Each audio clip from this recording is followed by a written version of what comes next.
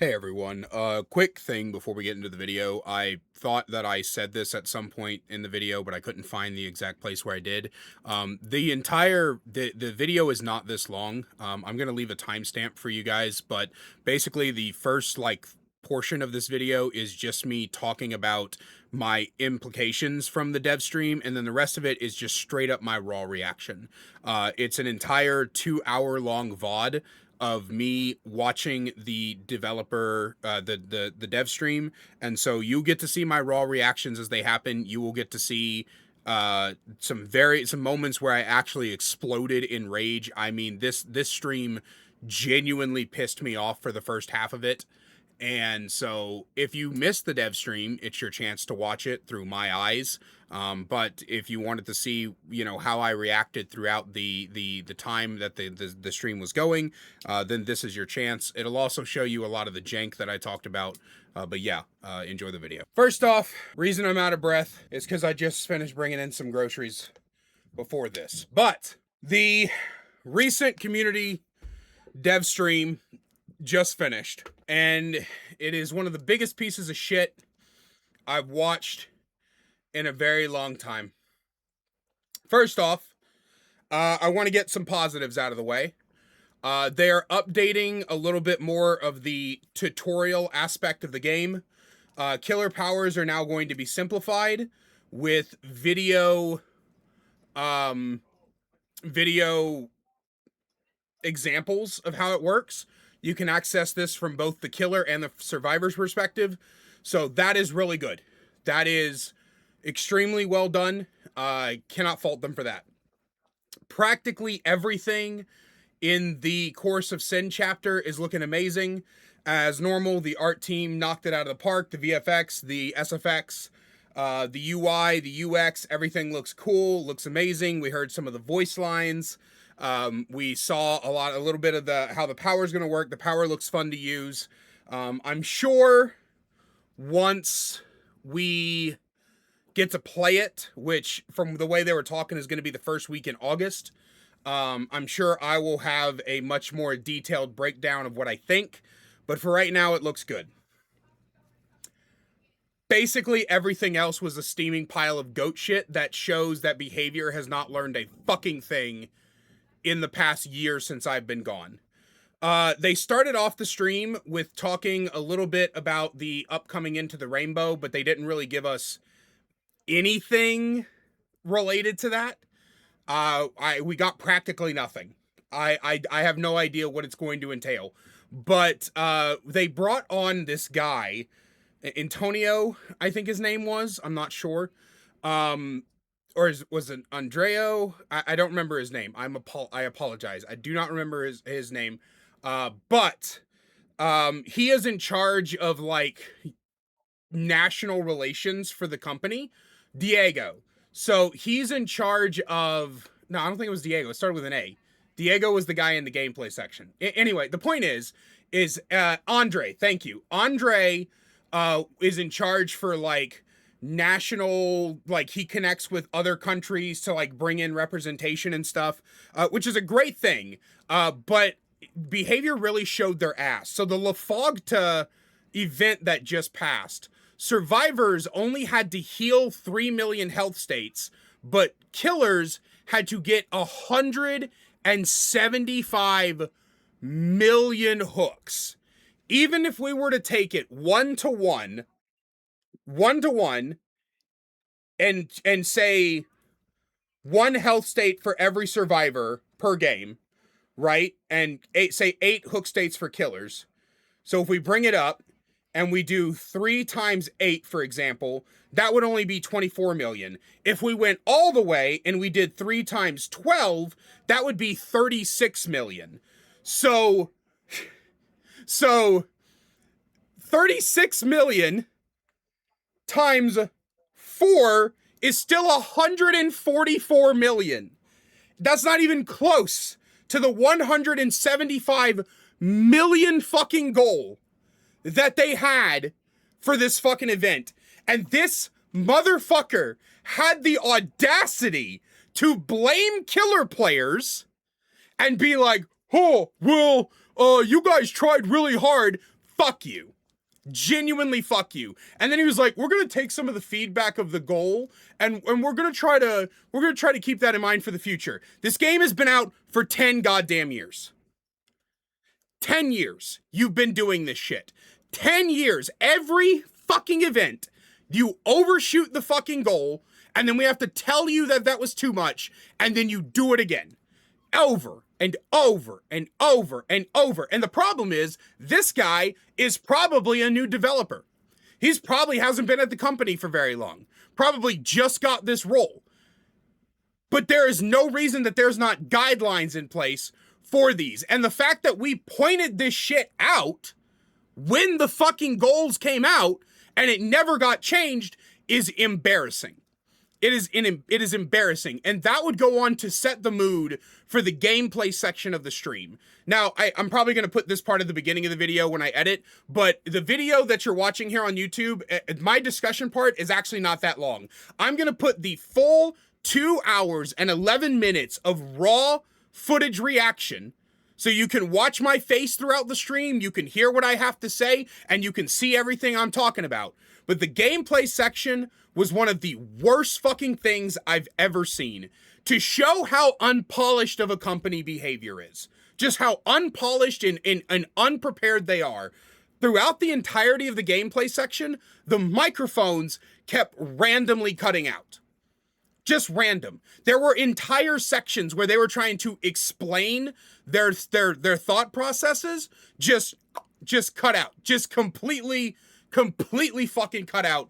Don't know what the hell is happening at all. And then they go on to show some of the changes that they're bringing. And it continues to be some of the most survivor-sided shit you've ever seen. For killers are getting 3 perks buffed, and I don't even know what they're talking about. So they tried to tell us what was coming up for the perk buff. So we're getting Call of Brine,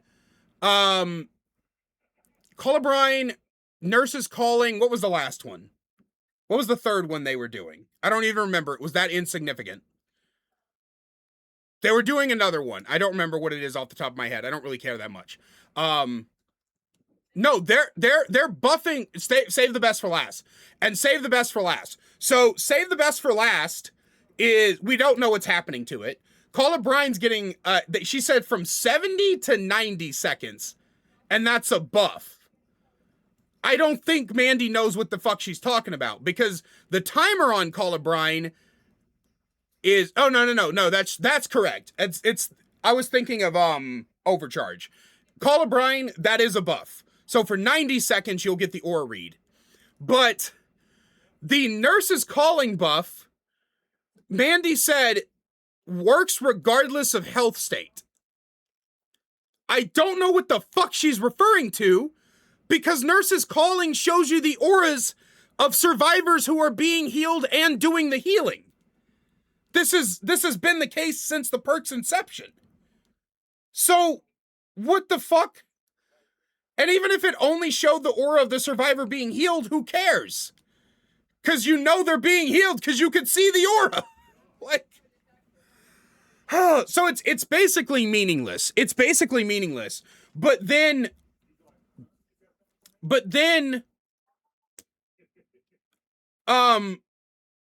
survivors got like 9 perks being buffed.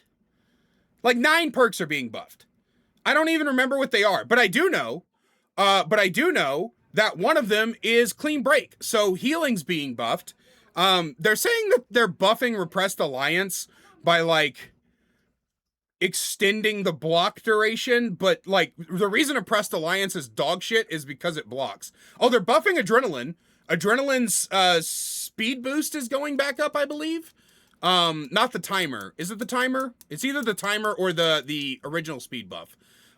So they're getting that. Survivors are getting a lot more buffs. And then on the nerf side, they're nerfing, get this, Nowhere to Hide. The killer perk where you kick a generator and then see the auras of survivors for a short period in a 12-meter radius of you. Yeah, they're nerfing that. Why? Who fucking knows? Nobody asked them to nerf it. Nobody asked that. Nobody's ever complained about Nowhere to Hide. Nobody has ever fucking in the history of this game said Nowhere to Hide was a bad perk or an unhealthy perk or anything like that. They're just nerfing it because they can. They tried to give us some bullshit in the beginning where they're like, oh, well, we listen to our consultants and our players, but also our pick. No, you don't. No, you fucking don't. You do not listen to anybody consulting, because if you did, you would never in a million years touch Nowhere to Hide. That is such an absolutely ridiculous fucking thing to try to nerf. It's fucking stupid. There's no reason to nerf it, but they're doing it anyway. And then what were the other two perks they were nerfing? I'm trying to remember. There was two other ones. Let me see if I can pull it up. Thrill. So they're nerfing Thrill of the Hunt, but they said it's a quote temporary measure. So who the fuck knows what that means? Every time they've done a nerf or a buff as a temporary measure, that is ridiculous. KMD, I'm sorry, no you don't. I don't believe you. And then they're nerfing Corlophobia. So Corlophobia is admittedly a pretty solid anti-heal perk. The reason that Corlophobia is an anti-heal perk, is a good solid anti-heal perk, is because healing is too strong. Survivors heal very, very fast. Just they will come off the hook and be healed in mere seconds. I have seen, I have hit a survivor and left them because they ran to a strong loop, and then within 12 seconds or whatever, they're already back up to full. So Corlophobia was used a lot. But then they came back and they said, oh, well, we're nerfing Corlophobia because of egregious slugging builds. Not thinking at all why slugging might be common, why killers might have to slug, not addressing any of those symptoms, just survivor players aren't having fun, therefore we're nerfing Corlophobia. Now, the three survivor perks they said they were going to nerf were Vigil, Sprint Burst, and help me out here.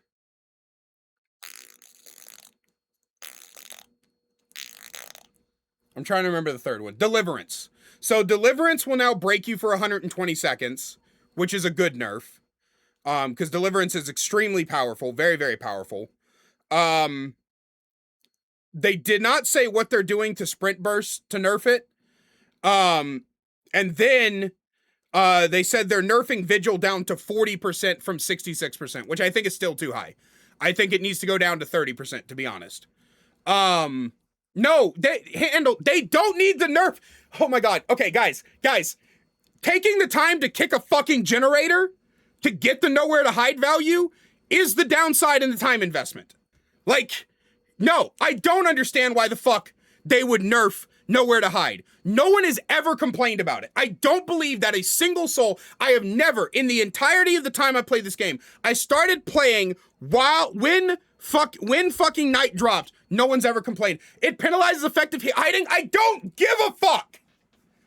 Holy shit, I don't give a fuck. Okay, you know what? No more perks. No more perks, guys. No more perks. Just delete them all from the game.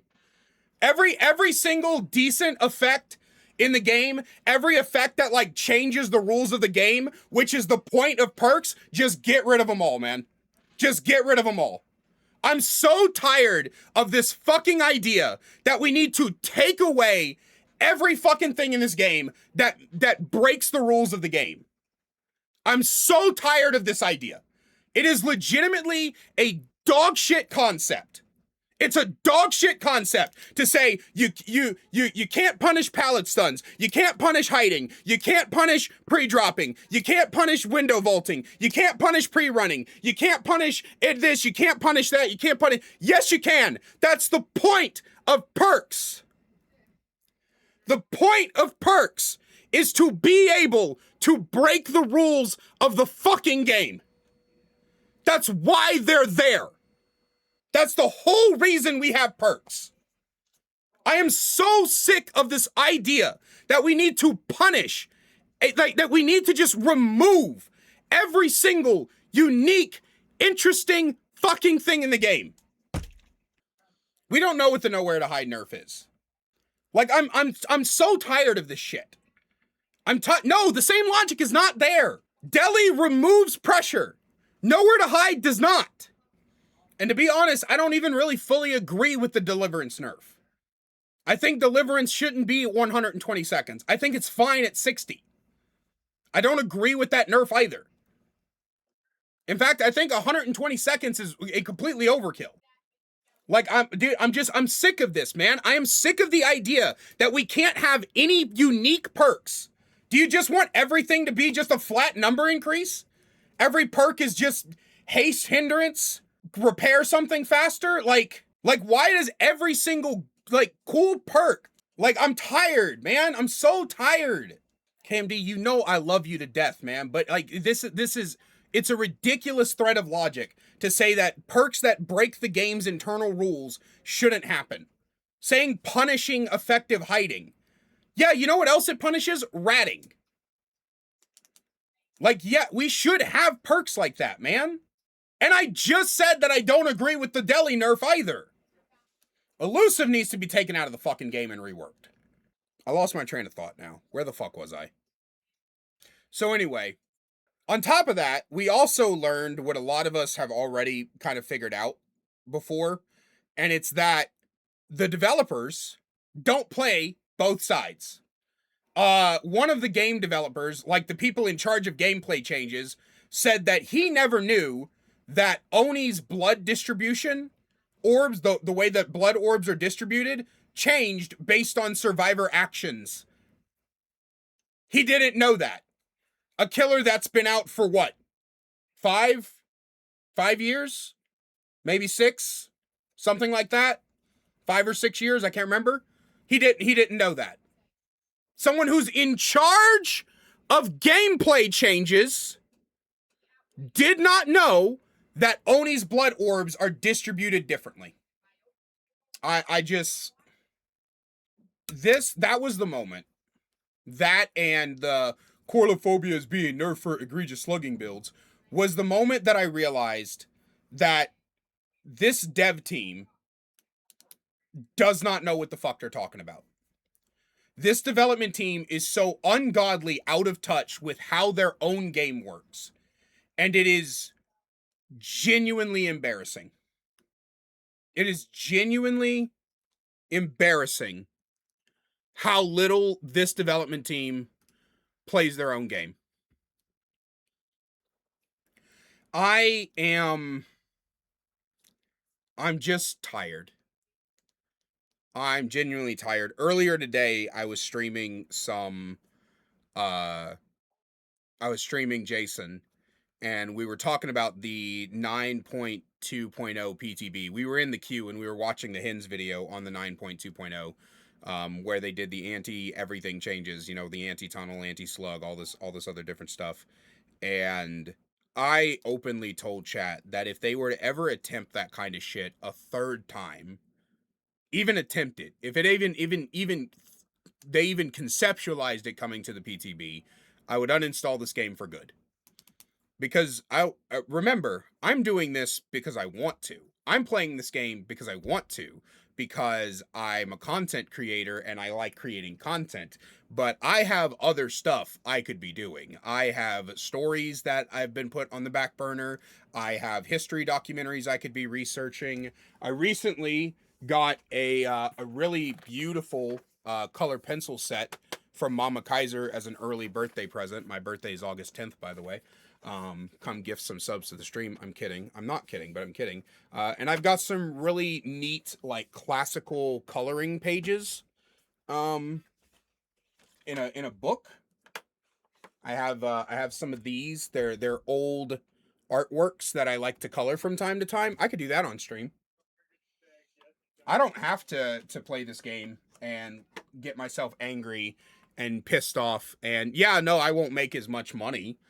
I won't have as much viewers. You guys think I don't notice, but I notice.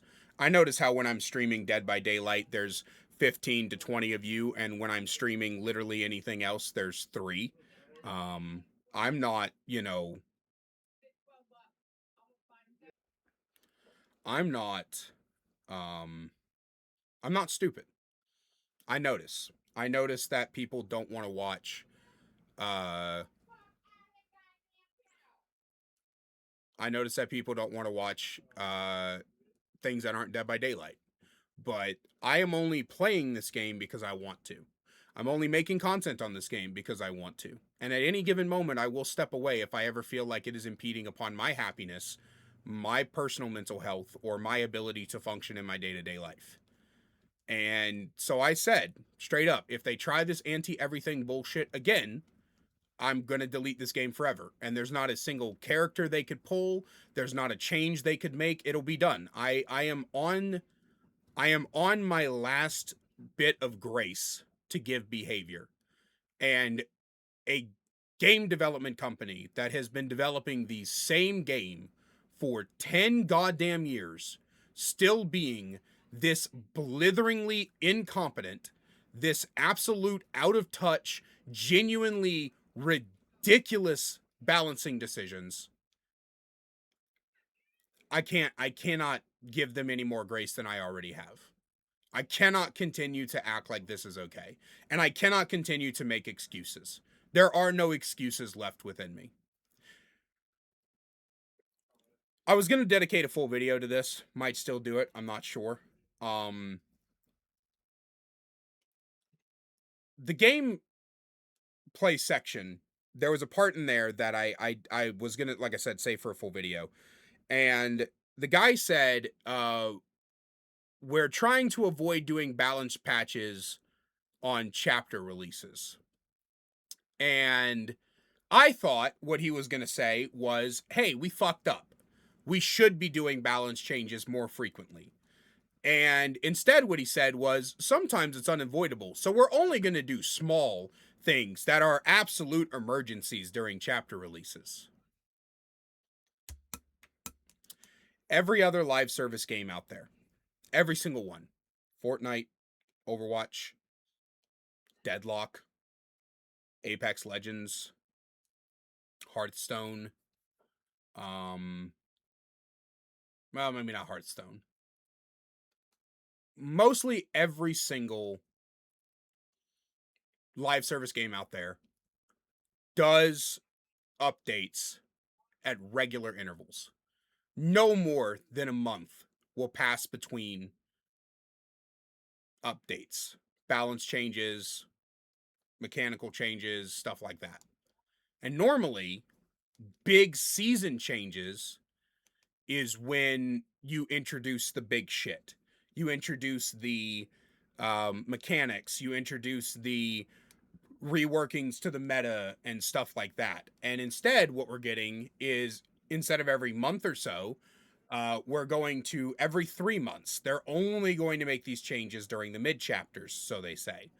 And it promises to be massive sweeping changes, but from experience, their idea of massive sweeping changes is 0.4% less time on Doctor Static Blast, or a fucking embarrassing, like, 0.3 seconds faster stalk, or some shit like that. Their idea of massive sweeping changes has always been minuscule, because behavior has two speeds.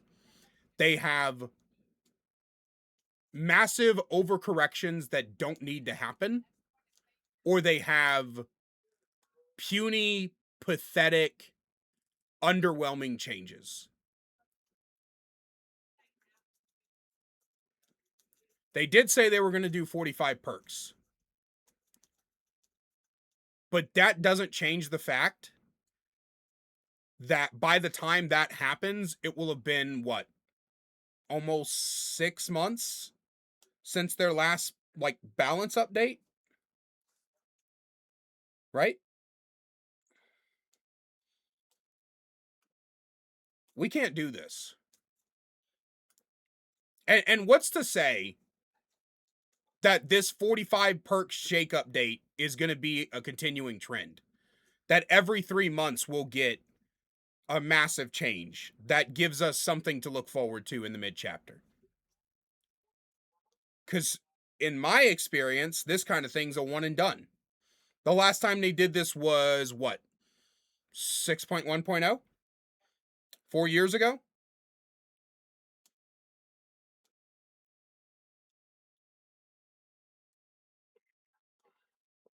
Now, I could be wrong. I could be 100% wrong. I am more than open. If I'm wrong, when the mid chapter comes, if I'm wrong, I will eat my words. And when the next mid chapter comes, if they continue to do big sweeping changes, actual legitimate meta shakeups every 3 months, I'll eat my words. But until I see it, I don't believe it. I don't believe the impact.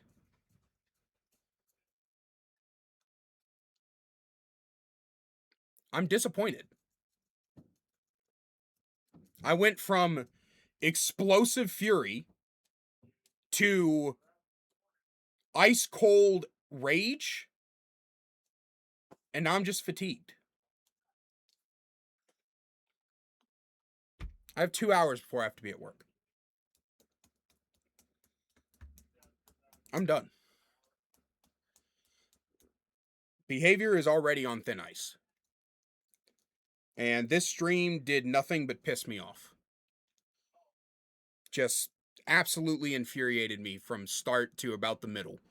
Then they started talking about the Grimoire, and I was like, yeah, this stuff's cool. Outside of that, it was atrocious. Just shows how out of touch, how unpolished, how unprofessional, how completely just uninvested they are in making this a good game. They're lying to our face. They're making mistakes that they've apologized for over and over again. I feel like I'm talking to an abusive ex who I've taken back like 4 times. Just like, yeah, baby, I get it. You've learned, you've went to therapy, you've changed, and they don't change. They never change.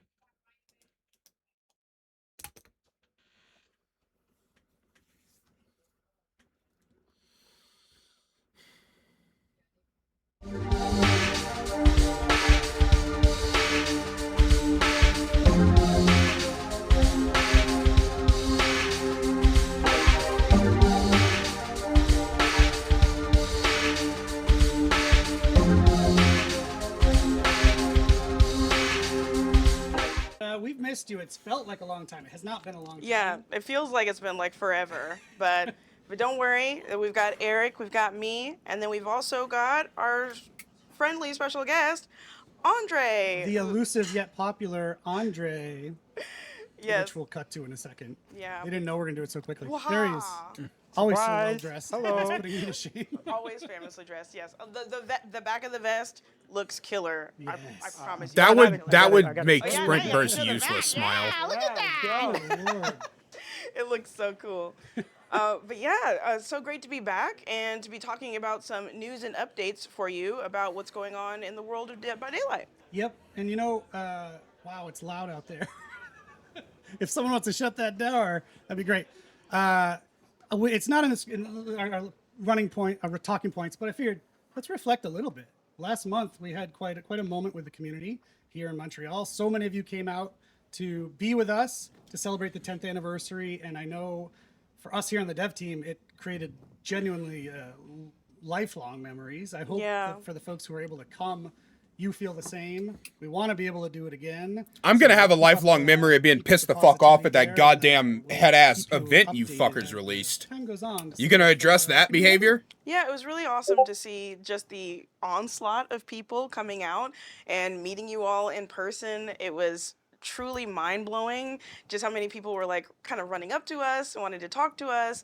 And I just love and appreciate every single person I got to meet, every thing I got to sign, every picture I got to take. It really was like world changing, just mind altering to just kind of have that experience. So thank you all so much for coming out and spending your day with us. It's because it was like from morning to late night. Yeah. It was a long day. I don't think I got home until like midnight. So thank you all so much. It was so much fun and I really enjoyed it. And I thank you as well. If you couldn't be here, I know we streamed a lot of it. That was where I was most of the day, was on the talk show set. So it was great that you could join us from home. But you know, we mentioned, if you caught it, we want to be able to bring that to more people around the world too. You know, we've created this thing called the Campfire Tour that you're going to hear more about as it becomes more of a thing. But we want to be able to bring experiences like we had in Montreal in little mini versions around the world to where our players are. So stay tuned on that one. Yeah, it was just a really magical time. Thanks again for everyone. And I will also say, because we're the community team, we're already taking your feedback on the event to think about how we could do things differently in the future and improve things as always. So thank you for those who gave us their feedback. All right, on to the actual talking points of the show. This is something we do every year. We're doing it a little differently this year, and that's Into the Rainbow. If you've been around, you know we usually do it in June. For a couple reasons, we wanted to switch things up this year. As I just mentioned, we both... Yeah, Pride Month is in June. Yeah. And we didn't want Into the Rainbow to just feel insignificant amongst massive event, massive broadcast, in-game event, Jason... So getting it out of June was nice because in Montreal, we celebrate Pride almost now. It's coming next week. World Pride as well is coming next week, so we aligned it to that. Isn't Pride Give always us more time to make something special for Into the Rainbow, June? which we are doing this year. So it's kicking off July 28th. It's going to run until August 10th. It's not just a single one moment thing. And the official part of it on our stream will be there on the 28th to kick things off. And then we're going to be handing it off to a bunch of fantastic, awesome people for that entire run. And it's going to be a super cool event. So stay tuned. July 28th, Into the Rainbow is back. All right, down to some business. If you haven't been around the last couple days, we have a new Rift. The new Rift is out. It's the Sunflesh Rift. And we've got stuff. A tad Wraith, underwhelming Serena, for the Rift, but Tori, yes. and Kate. But also from our previous community contest, which you're going to talk about the new one in a moment. I will. We have Feng Min's Star Student and the Knight's Splinter Rose as part of the free track, which is so awesome to see these becoming a reality. Yeah. As well as the Deadly Prize banner and the Moonstone Maurice badge. So congratulations again to the winners. Hold on just one sec. We're going to talk about the new contest very soon. I did want to mention, because you've noticed it, the Trickster recolor, there's definite issues with that, which we are aware of, thanks to you. And we're going to be... You should have been aware of it before it released. For updates as we have them. We'll also mention Sable I'm going to be honest. Romance and the Unknown's Unsolved contest outfits are now available in the store as well. And lastly, Shane, who we love dearly. What a great addition to the Fog. Shane's Very Rare Cosmetics are going to get their Eerie Shard prices added on the 24th. So that's tomorrow.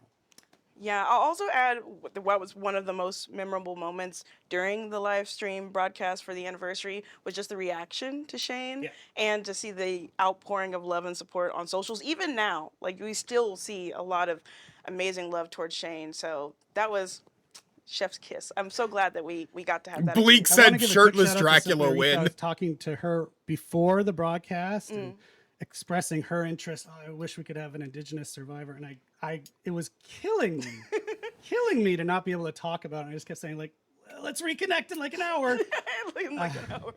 So yeah, it was a great moment there, but I wish I could have shared more. All right, so next we're going to hop into, or make a splash into, Summer Screams. Yeah, you like that?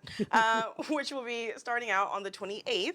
And in case you didn't know, Summer Screams will be our summer event where we'll be rotating through different game modes and modifiers. During this iteration, we'll be having Lights Out, Chaos Shuffle, and 2v8. This will be accompanied by the Waterfront Massacre collection, getting some new additions to Delete 2v8 from the fucking game, man. For that. And like Eric had said, the Design a Cosmetic contest is alive for 2026.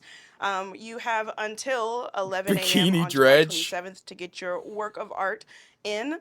And those who do win will be getting a 2026 badge. Their piece of work put into Dead by Daylight, as well as 25,000 Auric cells. So what are you? Dude, 25,000? Other than that, holy shit! Make sure everyone realizes that's like $250 per category for a grand total of 16. So there's some room in there to get in there. Andre and I were the ones in charge of it last year. This year it's going to be myself and Basak, who is currently moving the stuff around. Thanks so much. And we're super excited, and we're already seeing such amazing works. So thank you so much for that. the best time of the year. I do think of it as a precursor. Hey, to lesbian the dino Grimoire. nerds in the chat. It's sort of like I love her. design a cosmetic contest crawled so that Grimoire could walk. I don't know. This is also going to be our last chance for some of the Dead by Daylight official merch that came out for the anniversary. So make sure you're checking out the website to see if there's anything from this amazing Nessie. collection that you'd like to go ahead and take home. I'm not And buying other your than that, I merch. think we've got some updates from Eric about Gamescom. Oh yeah. So I mentioned a few minutes ago, we want to be where our players are more and more, and I'm very happy to say we're coming to Gamescom this year. If you were at Gamescom last year or the last few years, you might know there's been a fan-run booth, cosplay booth, if you want to call it. This fantastic dude named Marco Aranos and his crew every year at Gamescom do an amazing, just completely separated from us, booth on their own. And what we've talked about the last couple of years, and we're finally doing now, we're working together on a joint booth that we'll have at Gamescom, especially geared towards photo opportunities, cosplayers, immerse yourself in DBD. So if you're in Europe, if you're in Germany, we would love to have you Immerse at yourself in Gamescom these next nuts. month. So swing on by. And as a final segue, La Fogata. So as you've noticed, Andre is here. Andre is our regional community strategist. You might not know what that means, but you can piece it together by the words. He and the team focus on the regional parts, not just, here we are, the English speakers. Oh, was he responsible for 175 million hook gold that you never fixed? Andre's focus, so he's going to be talking to us about La Fogata. Sounds like Andre needs to be fucking backslapped. Spanish community is watching as we talk about this. We were Sorry, all that was mean. super saddened to see what happened in Venezuela. We're with you. We're thinking of you, and anything we can do to help you, send our way. We love you, Venezuela, and our Latam community. So without further ado, Andre, take it away. Thank you, Eric. Hello, friends. So as Eric said, we have a lot of regional players around the world for Dead by Daylight. And what we want to do going forward with the community live streams is to take some time and introduce you to the regional updates. So this time, again, we're talking about La Fogata. And it is an annual event, in-game event that we have to celebrate the Spanish-speaking community. This year we had a couple of community quests that our players, needed to work together in order to unlock some rewards. You have the badge for the Condor, which represents South America, and a badge for Iberian Wolf. They have the balls to put this up on screen, To dude. get this out of the gate was straight away, fucking we stupid. admit that the numbers, for survival goal were a bit low. Especially in comparison with how high the number for killer hooks, the survivor wasn't too was. low. Killer was too high. On the last day of the event, we had ourselves a bit of a thriller, so to speak, because we still had a couple of million of hooks left in order to unlock the reward. And this is where I want to show you a quick clip of our DBD creator, Agustin Unoplay Ocho. Let's take a look. Solamente 3 millones de Survivor, Virgo. 3 millones de Survivor y cumplimos como la comunidad de LATAM. Se los comento yo porque, claro, yo tengo una responsabilidad porque soy el streamer latanesco. Uno de los streamers de LATAM. Y bueno, nada, quedemos bien, gente, y cuelguen a los super... So with this... with this hype, with this riling up the players, shout out to Agustin, shout out to Rimac Games from Spain, Agustin obviously from Argentina, to all the creators around the world, and of course to you, our players. Thank you so much for getting together and achieving this goal. And or you could have not made it 175 million. I also wanted to share with you a couple of cool regional artworks we had. So you can see the condor that I mentioned The cognitive dissonance is fucking and phenomenal. If you Dwight and Trapper chilling, enjoying marshmallows, is because La There's Fogata no actually fucking way means, you're this dense. Campfire in Spanish. So hence the artwork of them chilling by the fire. So again, go back to the initial goal target. For the hooks, it was a bit high. And we didn't adjust the number in the process. We could, but we didn't because we didn't want it to undermine your immense effort that you put already into achieving this goal. And again, despite the fact that the initial target was a bit overestimated, you still crushed it. So congrats on that.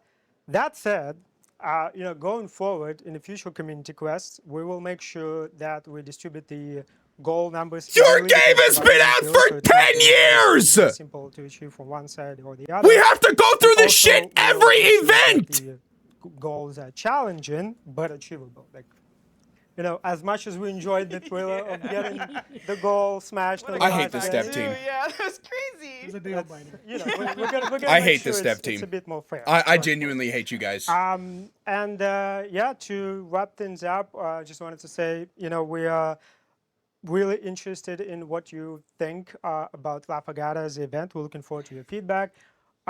For our Spanish-speaking friends, specifically, this is genuinely willful incompetence. So after the stream, hop in, share your thoughts. This is actual willful incompetence at this We're point. already starting working. I don't even give a fuck about the reward. It's the audacity.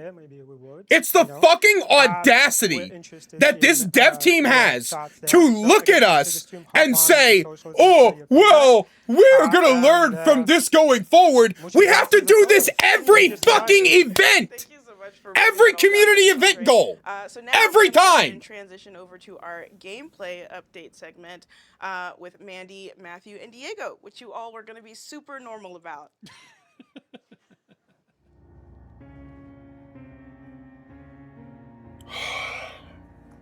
Dude, please give me something to be excited about in this fucking stream, man. Please give me something to be excited about in this goddamn stream.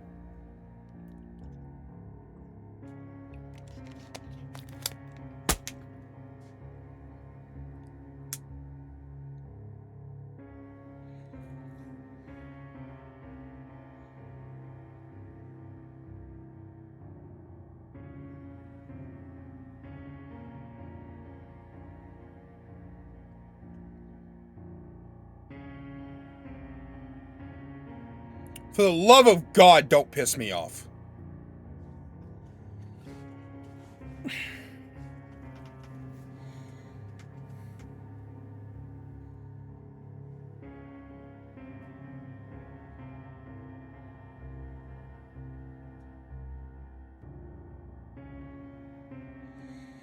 Could y'all have not at least lit the third light? Why is there only 2 lights blinking for this transition screen?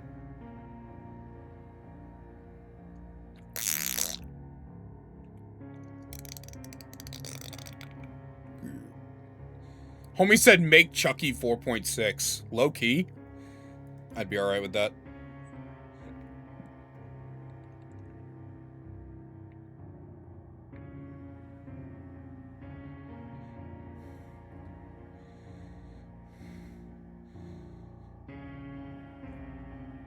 This is the longest transition screen I've ever seen in my life.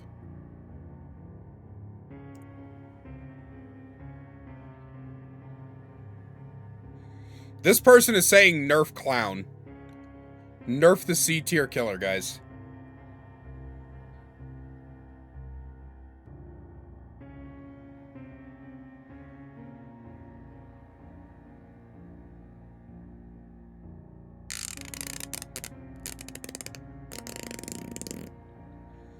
Oh, they're waiting for the ad to finish. That's what they're doing.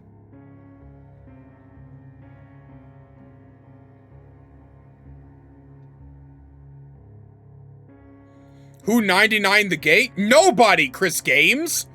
That's not even 50%. That's like 60%. The red light turns on at 80%, I think. The third light does.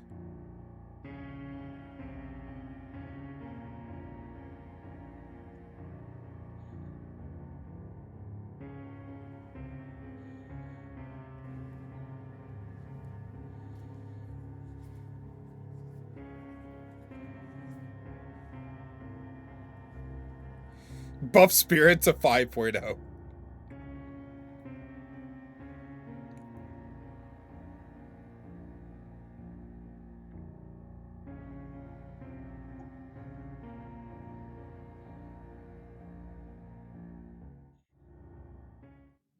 And we're back. Hi, everybody. Welcome. And please, big warm welcome for Matthew Hi again. and Diego. You- Happy. I'm gonna yeah, say it. I was saying you were avoiding it, but you were unsuccessful. Yeah, Hello. sorry. I'm gonna say it. It's one of those things I can't help it. Dog is gonna kill me later. So here we are with the gameplay section. So I'm gonna be handing this over to Matthew.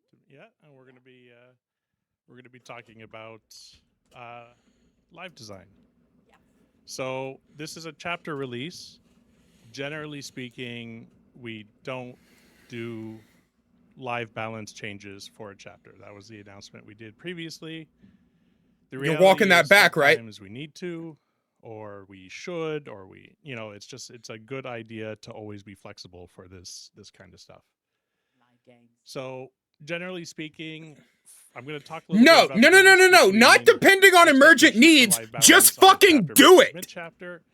For a chapter, it's going to be more dependent on emerging needs. So this is, we're seeing stuff players are doing or interactions or changes in overall performance that we're not happy with, or we need to prepare for an upcoming mid-chapter. So this is the types of smaller changes we're going to do. Very, very small in scale and only when needed. When you say No! small in scale, No! we're looking at reworking You're missing mechanics the or fucking adding or point! removing functionality. It's really just small numerical. You guys are pissing me off. Systems or anything like that. That's right. That's right. It's focusing on higher risk concerns and quality of life changes. And as always, not intended to shake up the meta in a meaningful way. Fuck you. Not on the chapter release. Correct. We're looking for those for mid chapters. That's right. You So didn't even mid-chapter. do anything the past mid-chapter. It's going to be much bigger in scale, and we're looking to be more and more impactful in this regard. No, you're not. Primarily killer and perk balance. Not only those two things, but definitely primarily.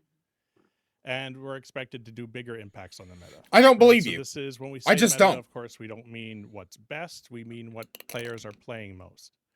So this is A balance patch every 3 months is exceptional. exceptionally awful. And then also, we're going to start focusing more on different aspects of gameplay.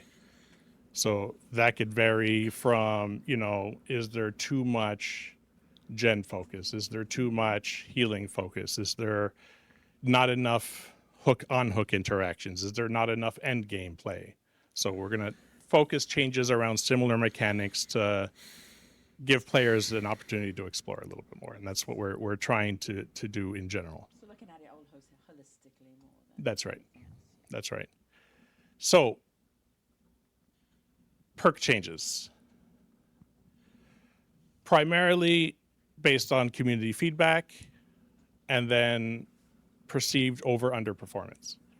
So more often than not, it's going to start with our players complaining or our players overly excited. We'll talk to, we have the outside people we work with. We have content creators who give us information and feedback. Yeah, y'all don't listen to them either. So that's where it starts. They flag issues, they flag concerns. We try to be data driven in the sense of, does the data confirm or deny what they're saying?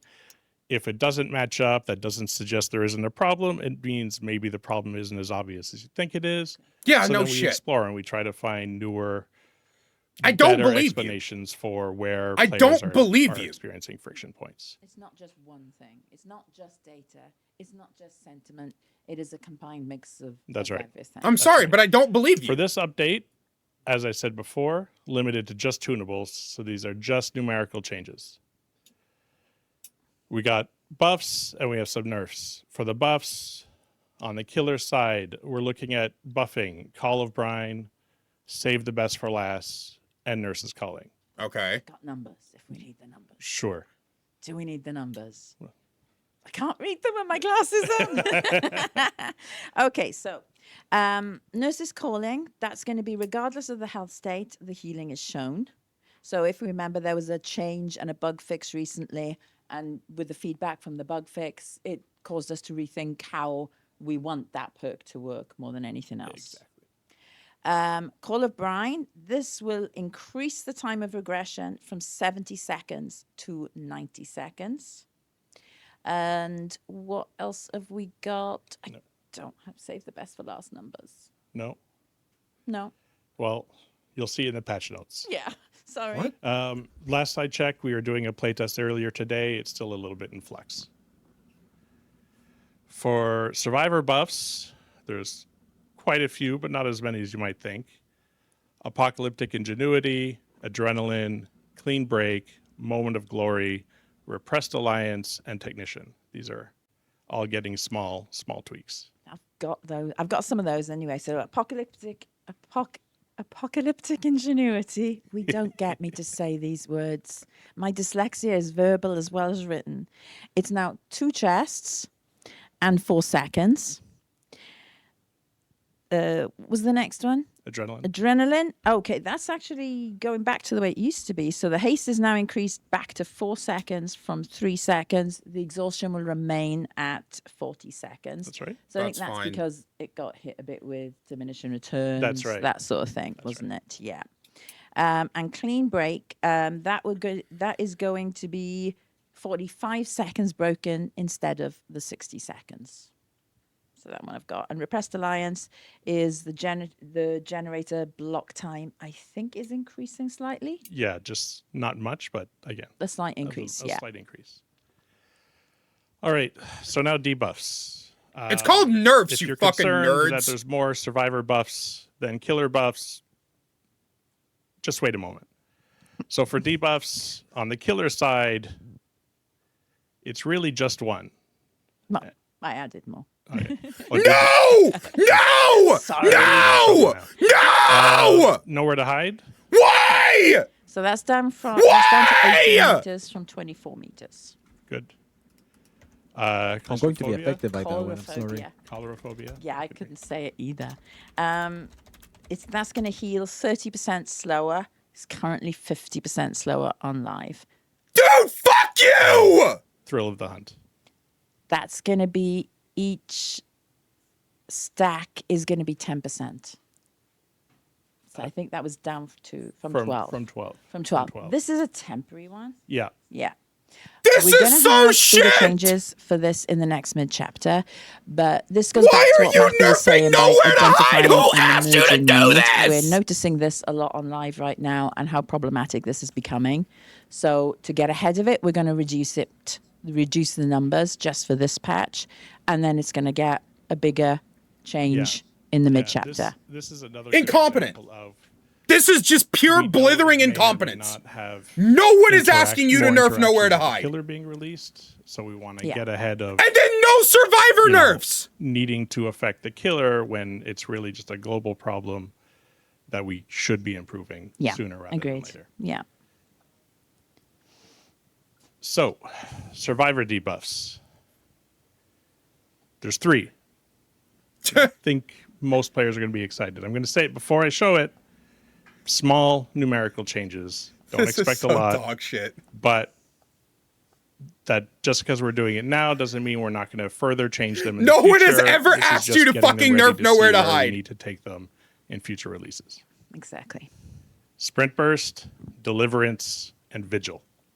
Yeah. So sprint burst. It's like the only good fucking thing in 50% this haste goddamn. for 2 Maybe seconds thrill. instead Maybe of the thrill 3 nerf is seconds, fine. isn't it? Yeah. All of this is just stupid. Vigil is going to be from 66 to 44? 40%. That's still too much. Down to 40. All right. I think 40. It's in flux. It's in 40, We're still 44%. playtesting. We'll fight over it and see who wins. And Dali, everybody knows on the team that I always play with Dali. So it's like I've been That's why we teased about nerfed it. this. That's exactly it. I'm never telling them my perks again. Your Boken now twice as long. So 120 seconds with Deliverance. Now, that's for this release. Yeah. We're going to have had 2 chapter releases in a row. Yeah. We skipped an entire mid chapter. That means the changes we planned for diminishing returns got delayed. But those resources were kept. The general resources we had for the live team, we still did all the work on our side. There were other constraints for why we couldn't do a mid chapter release. But we can start teasing some future changes. This is going to be for the release after this chapter. I'm not going to name specific perks. I just want to give everyone an idea of the amount of change that's coming.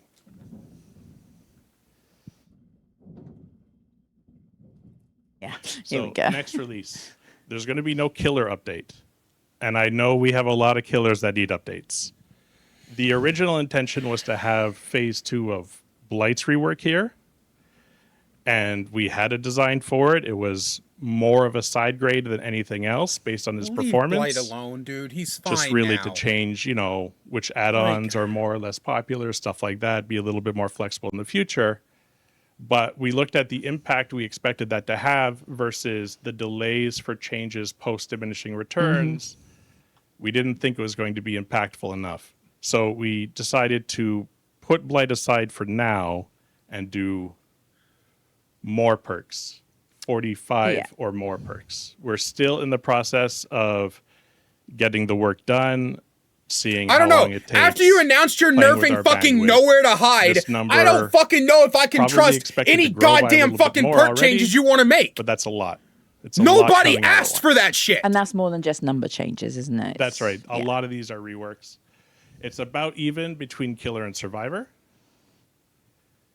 It's split between general perk updates and diminishing returns. Obviously, I just said it a bunch of times, we're late with bigger changes for diminishing returns. This will not be the last diminishing returns based update. We might not always say it's a diminishing returns focused update, but now diminishing returns is a permanent part of what we take into consideration when we're doing these balance I changes. don't respect it, The Toucan. It's general fucking perk stupid updates to is respect. simply a lot It's of the simply general not. perks that They are need to unlocked for stop new touching players shit that doesn't don't need to see be use, touched, and and they need to see use for a focus good on the reason. shit They that haven't been actually needs to updated be in a long fucking time, a lot changed. of them. They were made for a game that was completely different, 10 years ago, 8 years ago. Yeah. Like I'm sick of this shit. I am sick of them DBD just has fucking evolved, the just players and how spinning they a like to play goddamn have fucking evolved. wheel and We wanna randomly help new picking shit to players change. Get up to speed and feel the game as it should be sooner. So, Just general incompetence. Perks, no debuffs. Just next The level perks being- incompetence. The perks being touched are all getting side graded or better. Some are being reworked from the ground up, so they'll be completely different and more in tune with the current reality of the game. And they'll be, that's it, modernized for the current state. For the diminishing return changes, about 2/3 of them are buffs. So there are some perks that don't interact with diminishing returns at all because of the nature of their design. They're being overused right now, or they're feeling egregious to players on either side. Those are being taken down, but far and wide, the majority of changes we're making are buffs. Sorry, it's not. There we go. Debuffs are mostly effectives, effects that interact less with diminishing returns. And that's it. That's all that's on the horizon for live balance for now. No? Is there something We're else? gonna want to mention something about the unhook protections. Yes. So we're making a change to unhook protections at the end of match, or just in general, and In then general. especially for the end of match. Especially for the end of the match, yeah. So what we're basically doing right now, you get the haste, endurance, off the hook, it's 15 seconds. We're knocking that back down to 10 seconds. But you will also have elusive off the hook. That will allow players to be able to get away from the hook, to be able to avoid that area of Jesus tunneling. fucking Christ! But it means that you won't be able to weaponize. That's right. So we're going to try it with that to see how that impacts. Just delete the fucking The killer roll. elusive, though, is not going to be active in endgame. Just delete the fucking killer But roll. the 10 seconds. the 10 seconds. Why does the is- killer roll Yeah, exist? 10 seconds Just haste replace and every endurance killer is with gonna a be there bot in endgame, that but no randomly elusive. fucking spawns in, and That means, every player like just plays Andrew Survivor. said, less weaponizing, especially in endgame. Yeah. You want to go in for those last minute rescues. You want to make the Just altruistic play, fucking delete but it's the not gonna be as fucking easy killer and as roll. free as it Yeah. feels currently. It was 15 seconds. We identified how far a survivor could get with the haste and the endurance to the 15 seconds, and it was quite a bit. Yeah, Yeah. a bit much. Yeah. And then I think, nah. Go on, you can say it. Say what? MMR. we've got that coming up for Yes, release. that's another thing that's in the works. Yeah. I can't speak a lot about it, but MMR and how it's calculated is not going to be purely based on kills anymore. So this is a big change. There's a lot going into it. We already have parts of it in the game, not affecting No, players in doesn't any affect way, players. No, but just so we can collect data and see the impact it's going to have when we push it live. it's just on our back end systems, but More we on- should have more before the release on That's that. right. More Yeah. before the release. In PTB, I don't think we use MMR at all. No, we don't So- use that in PTB. So it's going to be for the live release. So you can expect to hear more from in New York in the August That's right. live stream. Thank Good. you, Matthew. Thank you, Matt. Not going to talk about MMR either, so yeah, all safe. Well, you can if you want. Well, okay, let's start. So let me tell you everything. No. So yeah, we're transitioning into a single thing from UX that we're very stoked about it, very happy about it. And I must stress out that a lot of times, well, with the UX team, we have been able to accomplish this or that, but I must stress that in this case, wasn't only the UX team, the cooperation between all areas of the DVD was amazing, including work here from Papi Matt. Oh God, two so- pappies. I can't cope. I'm not going to call myself Papis. I need to do it to someone else. Okay, I'll call you Pappy. So, at the information of the killer in a key actions manner on the match detail. So you Yeah. could check what the killer power was all about while playing, and we saw that it was used by a lot of people to a situation where it was your first time. So that's what we wanted, and we wanted to keep helping people to learn and remember, even during a match. However, that was only for something else. We couldn't Dude. communicate at that moment. Di- Patient has been that someone, for instance, me, wants to learn about killer power, being killer main. It's super interesting always for me to be trying different stuff.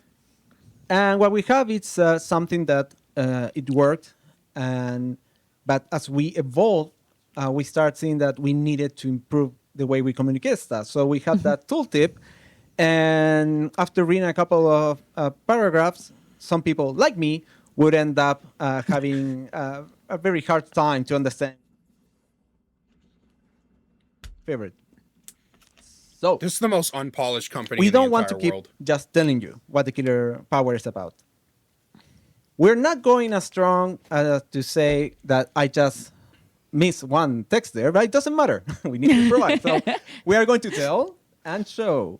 So let's roll. Oh, there it is. Of course, I had all this prepared. You had So, it yeah, all this is only prepared. for comedic Yes. effect, you know? Yeah. I love to put on a show. So now let's go. So we are having this new section for each single killer from now and for any future killer, where we are detailing on separate little key aspects what the power is all about. We want to present things in a way that's easier and more enjoyable for you to learn This about is the killer actually good. from a killer perspective and from a survivor perspective. And the start of the show is not Bro, I'm gonna fucking for you to think how to use what is there, but fix the this video. goddamn mic. So as you can see on the pic here, we have shown things that the pic can do, but also what survivors could do to remove the trap. This is also accessible from any lobby. That means that Okay. if you're a survivor, you don't need to leave your lobby while matchmaking or not. You can jump directly while you're on the lobby. to This keep is great, learning but the how to fucking do it. mic that keeps And you cutting can out see is just embarrassing, bro. the extended information that we added to the game a couple of streams ago, a couple of updates ago, where you can learn and remember what some keywords were. In this case, we're displaying there, for instance, hinder and killer instinct. So Another thing that we need to share with you is that killers, yes, have the access there, but also they can access this section directly clicking on the killer power. Okay. For the people that are observant, maybe you already noticed that the tooltip now is not this strong, long descriptive list, but it's surfacing the same information that we are putting out there on the match details. Okay. So what we want to accomplish is for you to be able to, on a first glance, understand, let's say, this. Dude, I'm a Say, fucking... okay, this is a power, kind of like, what is it about? But if you want more information, you can click on that or click on the official, let's say, official access. Those words.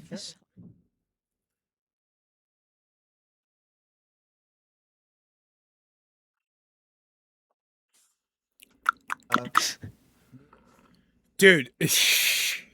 See all there is about and to understand the conditions. How and the are we triggers, continuously and also having the how mic to cut out? counteract it. So we hope this is going to be not only a place to learn, not only something to share with your friends and new players, but also an enjoyable tool for content creators, for expert players, for anyone that want to just embrace what a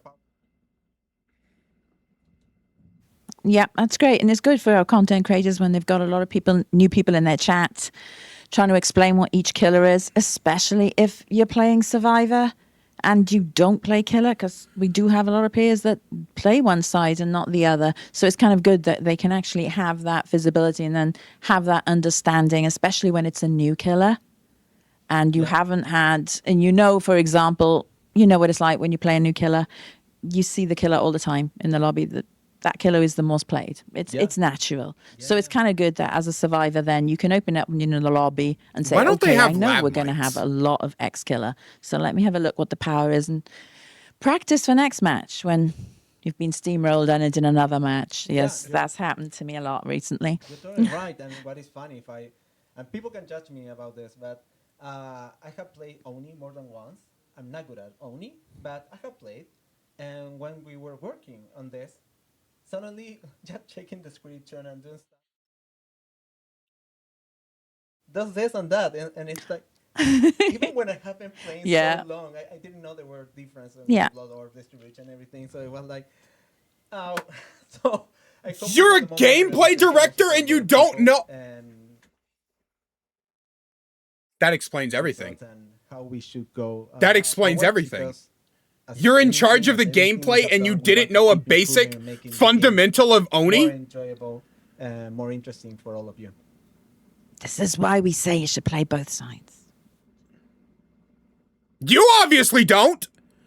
Your dev Would team we be able obviously to provide doesn't. more context on the decision to debuff coulrophobia? So, sure. We understand that, you know, they're not the most common perks, right? Yeah. And then we look at data to kind of lead us and try to have the perks problematic in and of themselves. They're problematic when paired with other certain things. Yeah. I'm not going to get into it to a great deal. Higher MMR brackets, we're seeing certain builds that are a little bit more egregious. Certain play styles. Certain play styles that are, you know, a little... Can I be blunt? Can I be blunt? Well, you can. I can be blunt. Basically, coulrophobia because of the egregious slugging builds, and it's Fuck you. you know Fuck it's being you. used a lot in Fuck that. you. We're recognizing Fuck that you. as a very unfun Fuck you. play Fuck style, you. and Fuck it's you. something that Actually, isn't fuck you. We wouldn't have planned for to what fucking we slug want to play. if it wasn't such a So, fucking problem with sabotage High, and decisive you know, I strike hinted at and it, dead there's some hard and interactions fucking gens already, flying at the front. you know, You stupid motherfuckers. Y'all are actually fucking dumb. You're dumb. We have similar. You have no idea expectations how with this the new fucking killer game works. who's Yeah. Coming up later in the present. Starting. You can't even get your mics to function properly. Unhealthy.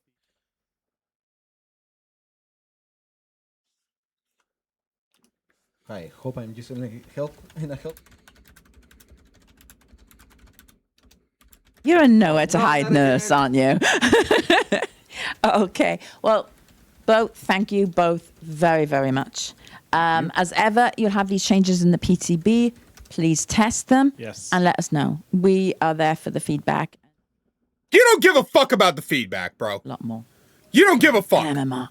Thank you, everyone. Thank you. We're going you, to everyone. hand over to the Grimoire section now. So thanks all.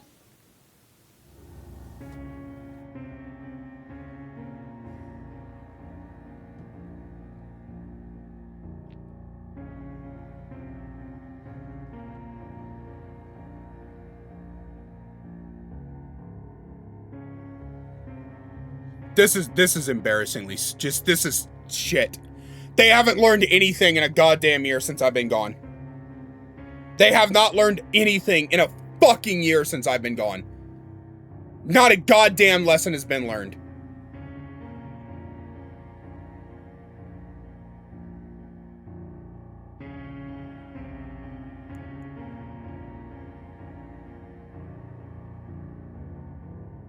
They haven't learned shit.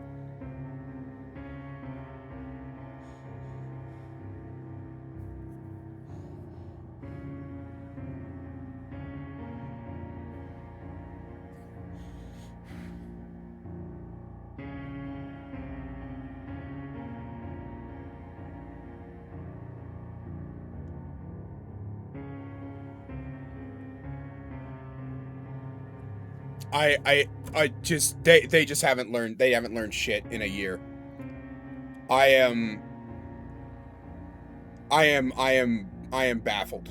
I am baffled by how ungodly out of touch this development team is.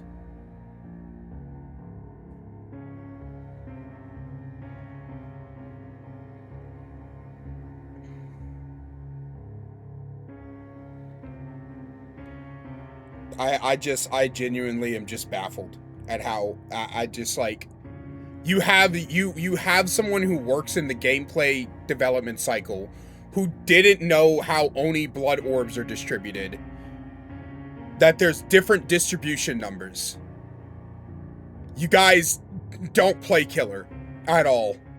You tell me you're Hi, nerfing everyone. Corlophobia Anya because of here. slugging builds. We're here to talk about the Grimoire today, and it's very exciting because we're not just here to talk about the Grimoire as, you know, the whole process we've had this past year of making a chapter with you. We're here to talk about the Grimoire as our upcoming chapter. The next chapter you're going to get to experience in the game now, the Curse of Sin. It's a big transition. We have a lot to show you today, a lot of exciting things. But first, we want to start by thanking you. You know, you've been with us for over a year now, building this chapter. You've been with us, you know, one vote at a time, helping us, you know, create the Judgment, create Aurora, bring 2 new characters to life. And I think it's fair to say that there wouldn't be a Judgment without you. There wouldn't be Aurora without you. We wouldn't have the Hopeless Exile. These are things that you made possible and that we're bringing to life in the Fog. So very, very exciting. A couple of things to note.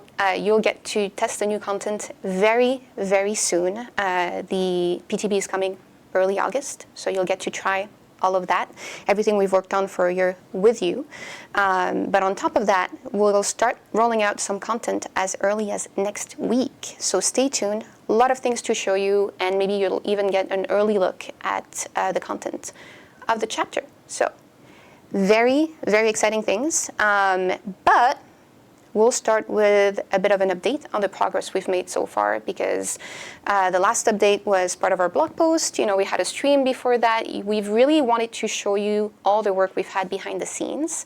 And today we get to do that, not only as, all the work we've put into the Grimoire, but you're going to get pretty much an early look at the chapter. You get an early look at all the content we've worked on and all the content that you made possible. So we're gonna start, and we're gonna start with a very familiar face that you've seen on our stream for the Grimoire. We're gonna start with Jeff, our senior game designer, to talk about gameplay. Hey guys, how's it going? This is a new mic, by the way, so I'm not really sure how close. We'll get used to it.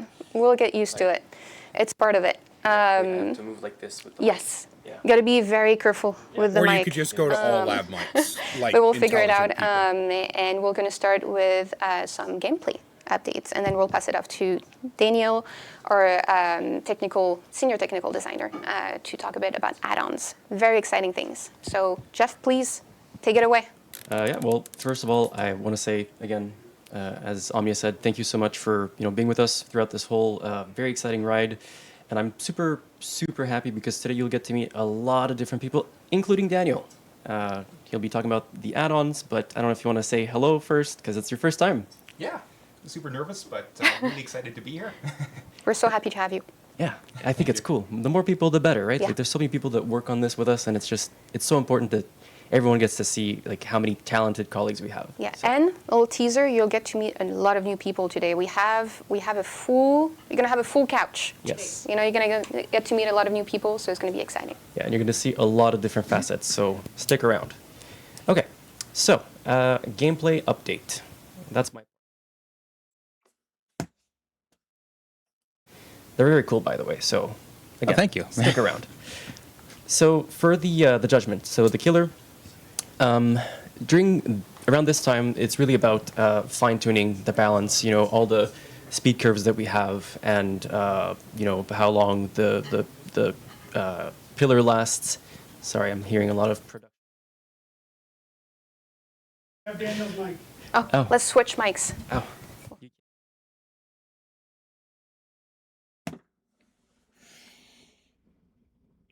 Backtracking.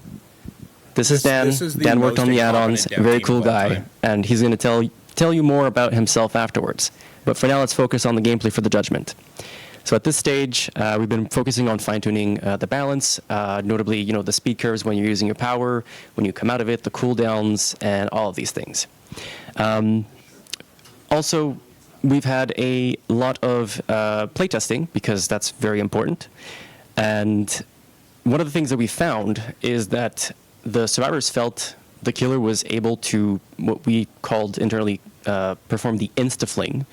And what that means is essentially you would charge up your Ray of Retribution, and the moment it was on a survivor, you would just cast it, and that would instantly injure them. And that had the result of people not really having a lot of fun. So, yeah. What we ended up looking at for that is adding a small delay before it actually becomes lethal. And to further encourage the judgment players to lean into this whole controlling phase that we have for the Ray of Retribution, we made it so that the longer that you control it, the shorter that delay gets. And right now we also have because once you cast it, it has a certain lifetime. And if you control it for long enough, that lifetime will actually be longer than if you just insta-cast it.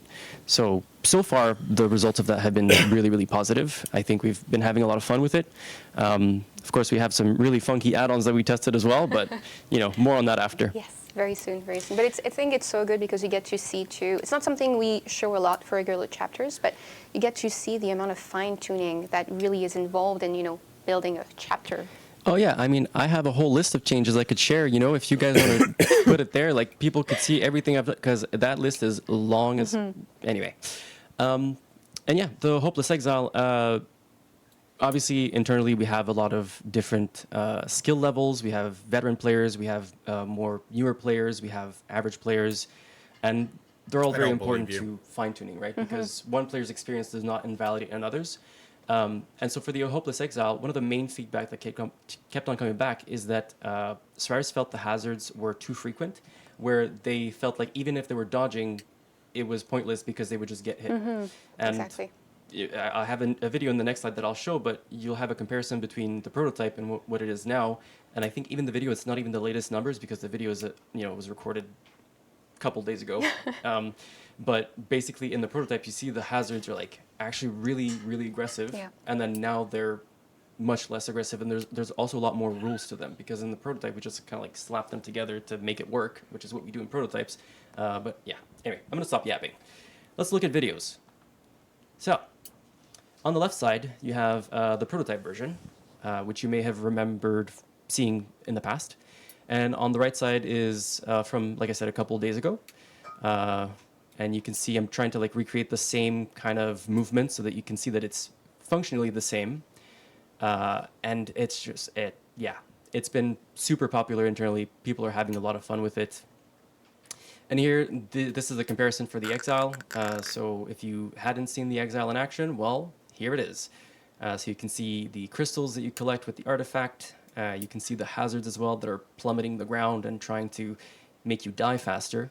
And then if you compare it to the prototype, the frequency of them and how precise they are is much more different. So I'm just going to go back again. I'm going to try clicker.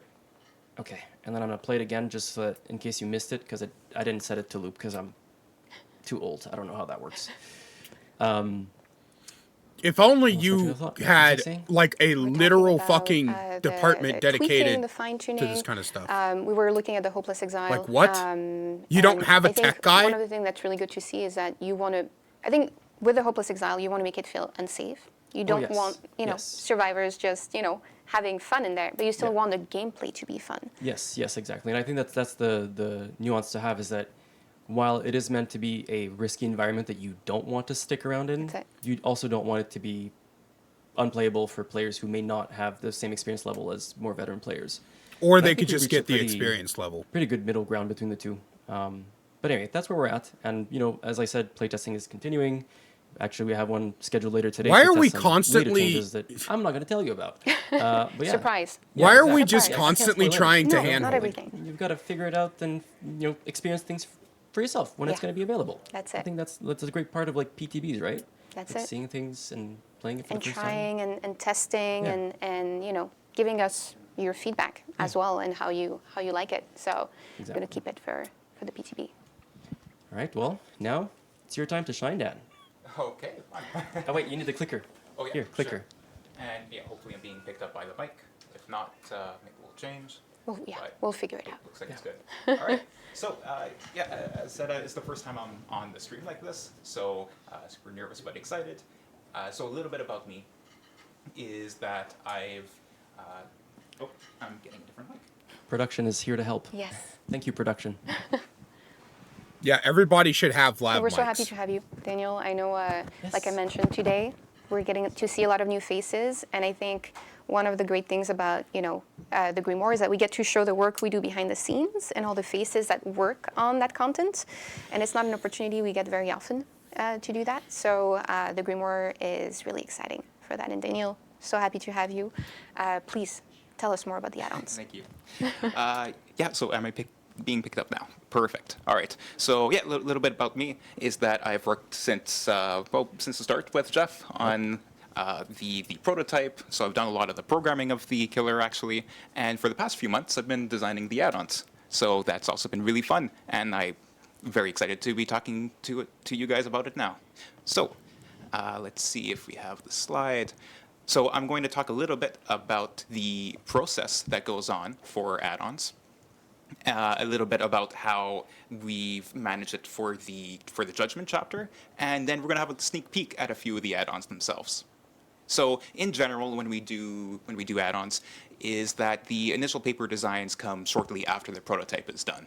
We're always thinking about add-ons as we go through play tests in that prototype phase, but of course the main base kit is what matters most. Yeah. But a lot of great add-ons come from those early play tests. Hey, what if the power does this? That would make a great add-on. That's true. And yeah, so then the implementation of them happens only after we get the main killer power done. So the play testing of it comes a little bit delayed. We focus on the main power, so we're always like a little bit behind on the add-ons. The next phase is doing a big narrative pass, so this is a fun challenge because we have so many terms in the add-ons that really refer to very specific, well, I guess developer terms. So when we fling the pillar, or, well, it becomes cast. And when Survivor's getting sin, we had to replace a lot of sin with heresy. That's the new name.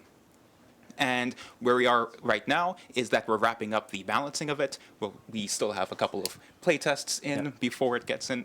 But yeah, we've done a ton of internal and external playtests. We've passed the paper design among everyone.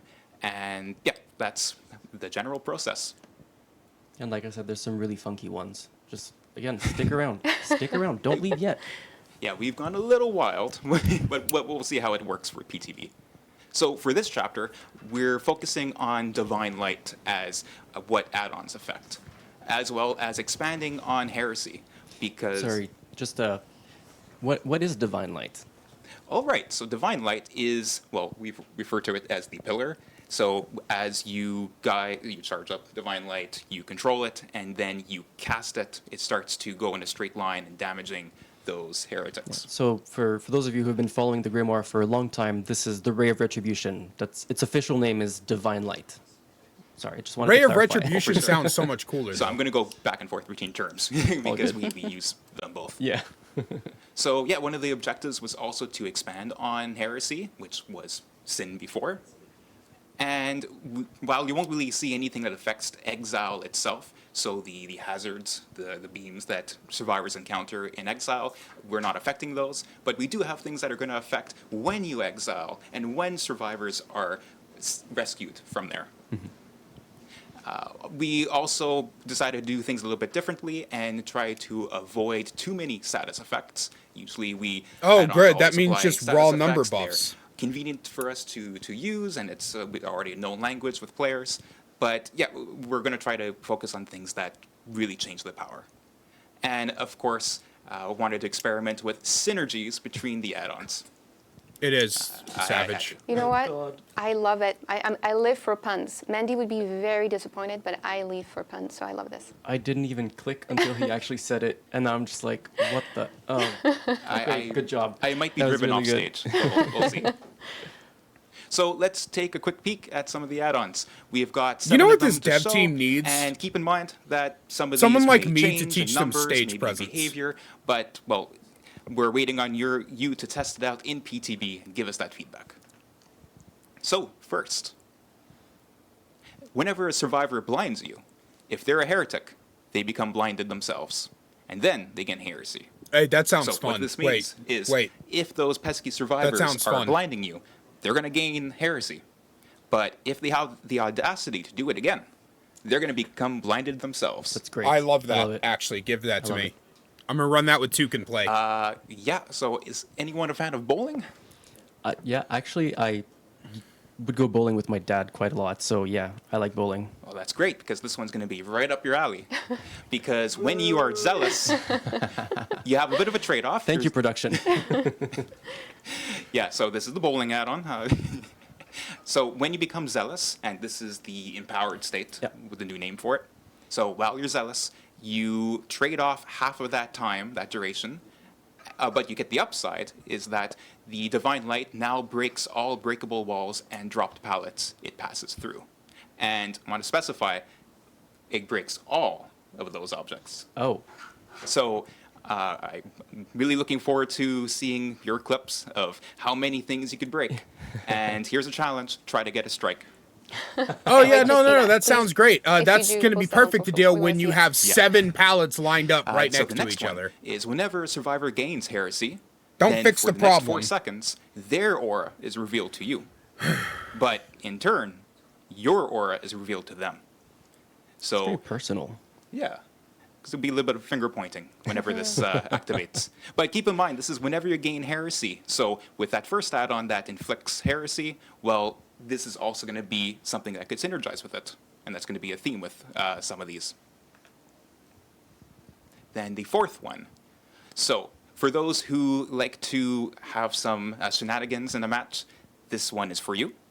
So whenever a survivor liberates another survivor from exile, so this is when somebody rescues them from the exile hook, then for the next 20 seconds, their terror radius, so your terror radius is reduced by 75%. Then your terror radius is copy to every single shrine of judgment, and you gain undetectable. So this terror radius, there's going to be your terror radius, a mini one, on each of these shrines whenever somebody is saved. And that, for the sake of perks, they all work. So I look forward to seeing what kind of builds you come up with. Don't reduce And the to- size of the terror You know, radius. there then. are 7 shrines, so that's a lot of terror radii Yep. at the same Very, time. very scary, 75% very would oppressive. be You're never gonna feel safe. Yeah. like 10 meters. So I think this next one's going to really take off.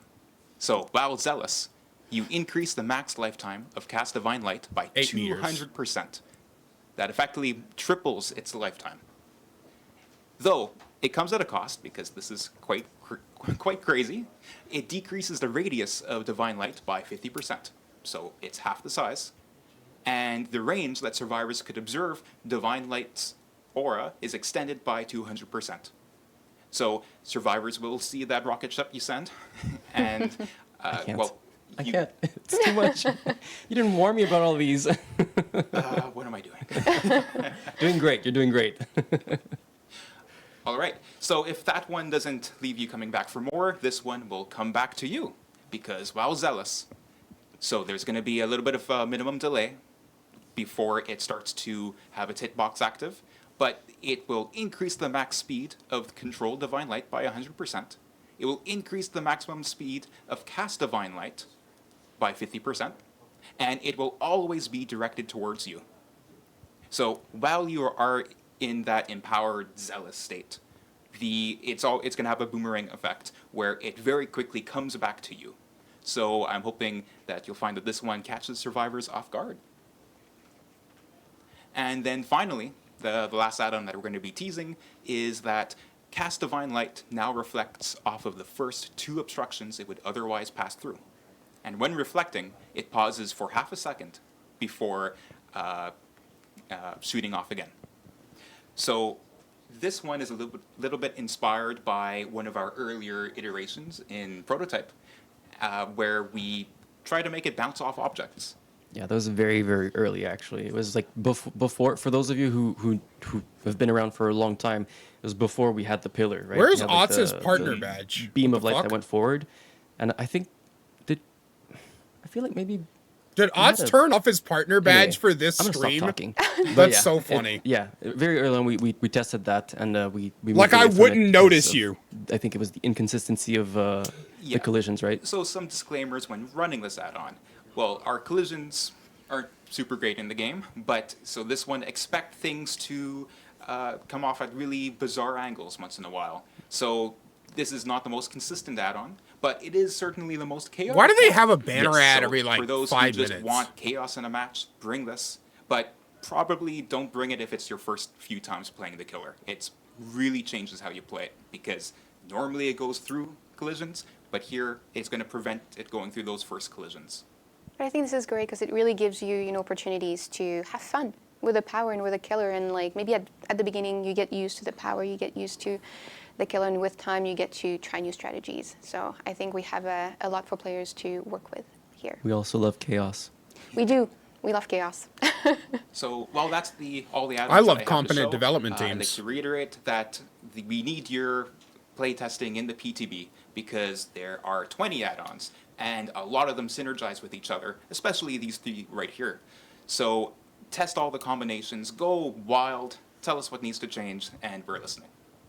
Thank you, Daniel. This is great. I love that we got to see the process of like also, you explain a little bit how we make these. What's the really the process of it. The logic behind it, how narrative comes into it, and seeing the add-ons, I can definitely see how they fit the judgment really well. So I can't wait Just, for us to try Before I them. move Yeah. along, very early on, like the older killers, it used to be the killer designer that would do the add-ons, the perks, the killer power, the score events, the achievements, the loading tips, and the list goes on. And I, as a couple-time killer designer, I want to say that having someone else, another designer, use their brain to find add-ons, so great. And it speaks for itself. Like, these are really cool. We get to have fun. We get to go wild. So. Yeah, it's been a really fun process, especially working with you and bouncing off all these ideas.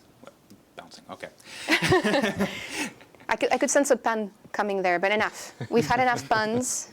Just warning anyone who's going to be coming on the couch afterward. No more room for puns. But thank you, Jeff. Thank you, Daniel, for joining me today to talk about the gameplay, the add-ons. Like you had said, Daniel, please try the PTB. Like I mentioned, early August. Let us know what you think. We want to know how you like these. We want to know more about, the gameplay and all of that, because that's really important to us. And I think with the Grimoire, we got to give you a little bit of a glimpse of how we work behind the scenes. But now that this is going to be player-facing, we're going to need to hear more about, how you feel about the gameplay and how does it feel when you actually get your hands on it. So please let us know. But yeah. Thank you. We're going to move on very shortly to talk about art. We have more visual to show. Yeah, very, very excited. So thank you, Jeff and Daniel. Thank you. Stick around. I don't know. leave. I don't Yeah, know if don't I leave. can We have more actually to show. be Yes. We have more to show. excited for literally anything. I genuinely just like the gameplay section actually destroyed any anticipation or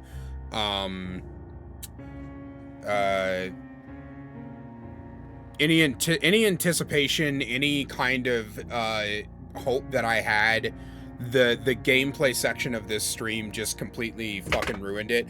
I was already pissed off with the opening of this stream where we had a fucking where we had an event coordinator not understand that 175 million hooks is fucking absurd.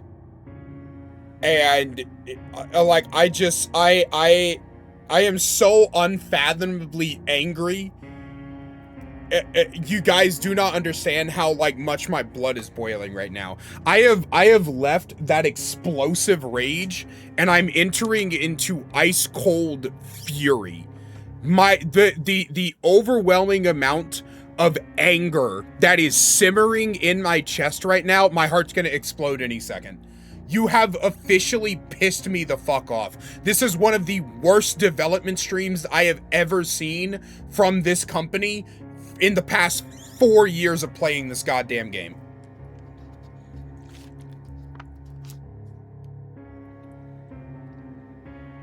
I can no longer take this fucking willful incompetence.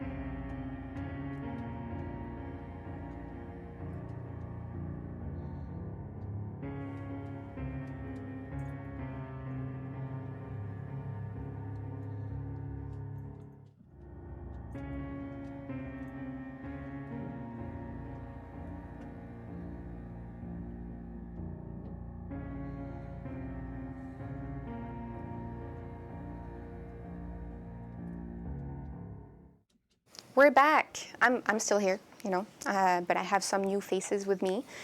Today, I'm joined by Jay, our Associate Art Director. Thank you for joining us again. You're a familiar face on this stream. I'm also joined by Stephanie, our Senior Lighting Artist, and by Maryse, our Senior 3D Artist. We're going to have a lot of very beautiful visuals to show you today, but we're going to start with something very exciting with you, Jay. You want to tell us a bit more? Thank you for having me. So today I wanted to give a glimpse at our Course of Sin collection. So we can we've talked a lot about the killer itself, the gameplay around it, but we haven't talked so much about the actual cosmetic that comes with it. So I brought a little surprise to be able to show to the community, which is essentially our new banner for our cosmetic that will be arriving shortly.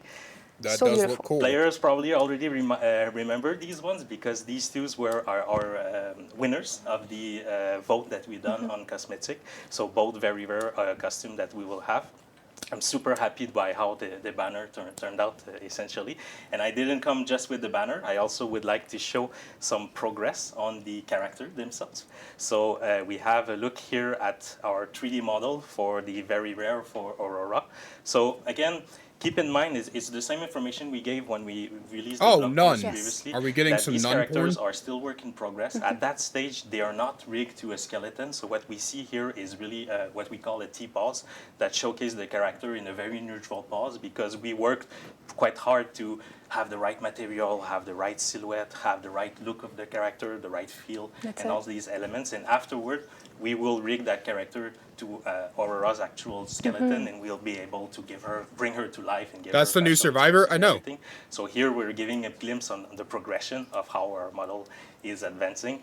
We can see the concept on the left that was initially voted and how it will look essentially in the game. So beautiful. But yeah, you got to polish all those little details Yes. before you bring her to life. That makes a lot of sense. Yes, and by looking at them in a very neutral environment like this, it allows us to focus really on the details and how they come up and how they react to lighting and all these elements. I didn't bring only Aurora today. I also have another surprise to show, which is our judgment model. So this one was really something. It has a lot of detail. It was super fun to make. It was quite a challenge as well.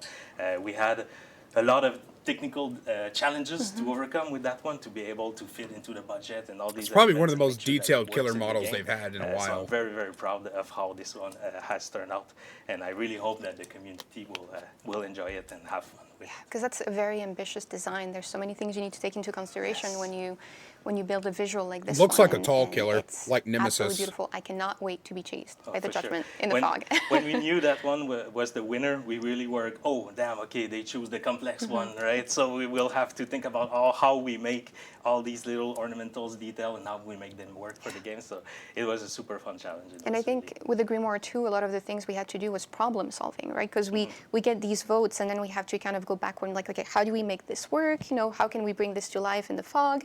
How do we make sure that this is going to be, the best it can be so we can really meet the expectations of the players who voted for these designs. So there's a lot of work that goes into that. Exactly. All right, so that covers our section about our cosmetic look. So we really wanted to pass a little moment to show that to the community. Now we will go into Hopeless Exile. So last time that I was here, I've showcased that concept at the previous time, and I explained a little bit the art direction around it of where we wanted to go. This idea that Hopeless Exile is really a realm where the survivor will face the divine sort of aspects of the paradise-looking environment, but will also face the cosmic horror that we want to give to that space. So have that reaction of something really, really horrific mixed with something really, really pretty. So when we designed that first concept, it was really to drive the overall global mood of that space and really give the direction of where we wanted to go for that. Today, what I wanted to go is to go a little bit more in depth into how we actually made this concept into our actual environment element. Because when we do environment, we usually start with a big concept like this that showcases the mood of the whole scenes, and then afterward we go into the details of the elements that we have. So here I'm showcasing two concepts that you've actually probably seen in Jeff's video before if you looked carefully. We have the Searcher's Pendant on the left, and we have the Exile Soul on the right. So essentially the Searcher's Pendant is the artifact that the survivor finds in Hopeless Exile the first time he gets there, that he picks up, and he uses that artifact to essentially absorb all these exile souls that are floating there. So when we do environment like this, we have multiple concepts of all the little elements that we design in order to be able to make them arrive in 3D. And that's where essentially Maryse and Stéphanie comes in. They essentially take over all these concepts and build the environment itself. So Mary's was our artist, sorry, that was working on the environment itself, and Stephanie was our lighter artist that made all the Hopeless Exile lighting. And there's a lot of work there to do because it's just a completely new environment, right? Yes. That players are going to get to be immersed in. So there's a lot of work that goes into that. Exactly, and we can take a look essentially at how we've managed to build it. So 2 out of 10? No, I think the artwork is jump on great. How essentially you build that environment. Yes, so You're allowed to praise things, Leaf. Just because most of this stream has been a fucking disaster doesn't mean we can't give credit where credit is due. They wanted to know exactly how to do. Our first thing is to define how we're going to make everything. So because there's always new ideas that comes in and new things to explore, and like in this case we had different challenge. As you said, it was a new environment, so everything was made from scratch. So when we received this, how can we make it an actual game? So if you want to change a slide, the way we approached this one, we were a bit limited. We didn't have any trees, we didn't have anything to, variate the environment. So we wanted to make something that would be, make sure we didn't have too much repetition. So we walk with something that was a modular kit, is what we call. So it's like Lego block that could imbrick with each other to make sure that every little part of the exile would be its own little special thing. Yeah, so it Without feels too much like it doesn't feel like Yes. you're going into a copy of a copy of a copy. It feels like an environment that's natural that you can really explore. So that's the approach we had for this one, and we wanted to make sure that everything would work. So we started with the little block you see. We call blockers. So it's like a basic shape of what everything will look like, so we can have an idea of how much we're going to use, how can we place them, and how everything looks, so we can know if the walls wonder are if the high exile enough is and static everything works or correctly, if and we it can is play gonna test be rapidly. So that's what we use, and procedurally then the artists generated. would use those blockings to create the assets from them. And that's where essentially we define the proportion of the space, Yep, right? That exactly. we decide the landmarks, how big it's going to be, how the corridors or large are going to be. We knew for Hopeless Exile, for example, that the statue would be central and these sort of Yes, things. exactly. They're defined on the blocking pass. Yep. And after that, once my job is done and the level art, what we call is done, then it's Stephanie's side who's going to light it all up. Yeah, so mostly in our video games, the lighting is mostly darkness. So in this particular tile, the challenge was this bright daylight with bright skies and bright god rays. So I had to do a custom skybox with the big clouds that you voted for. And after that, I mostly had to put some light blockers that I managed to do like custom clouds shapes that's moving that helps guide the visual light for the statue. And also I added a little bit of volumetrics to help for the big god rays that you will see that when you look up in the sky. So that's pretty much it for the lighting. I remember, because we're not used to do so many bright lighting in our map. I remember having so many back and forth with you into, okay, a bit brighter, a bit darker, and going back and forth to really find the good level for all of these things. It was quite a challenge. It's true that I hadn't realized how new it is for us to have an environment like this one that's so bright and it's bright, but it's still oppressive. You can't feel safe there because you don't want people to stay there too long. It's a hopeless exile. Hopeless isn't the title. I don't know Barlog So you want to make behavior. sure that When it's, is the PTB? Divine in a sense, but still very very scary. You're on the dev team. That duality was really part of the building of it, right? It's really by first impression you feel like you're in super paradise sort of place, but then you start looking around and like, no, it looks like there's a bunch of things weird around here and stuck in walls and all these sort of elements. That's where I had the pleasure to hide so many little things around the map, so for you guys to find. There's so many tormented souls and things like that we're going to see soon. Stay tuned.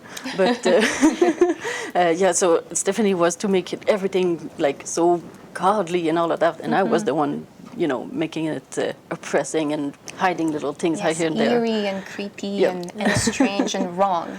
Yes. You made it right. You made it wrong. Right. Exactly. That's what I was going to say.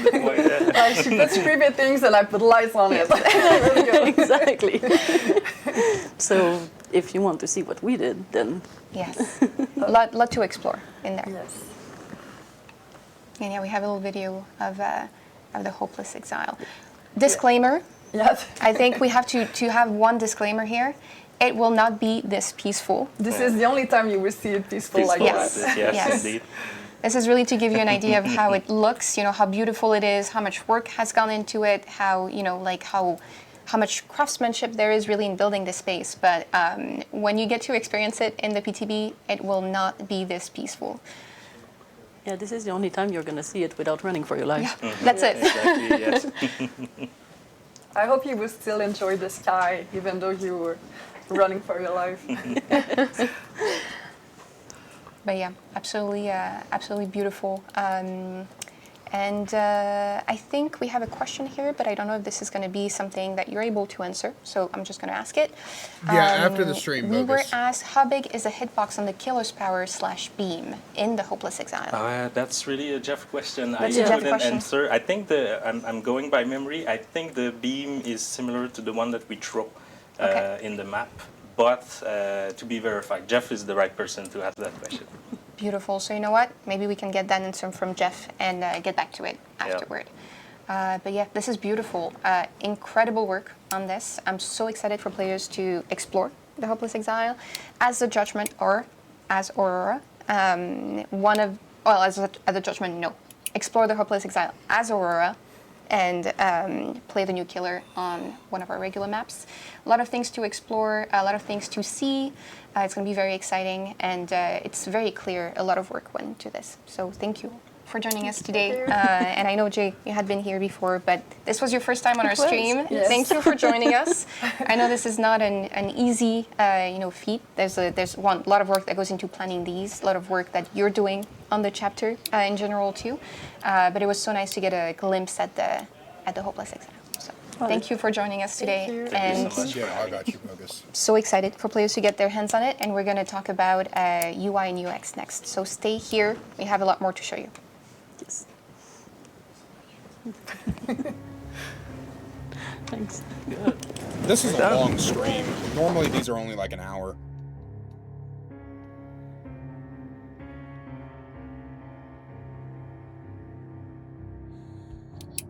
We can look while we're waiting for them to get off their asses, I guess.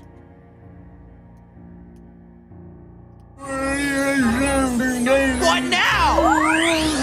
Forgive us, morning Lord, for we have sinned. Forgive us, morning Lord, for we have sinned.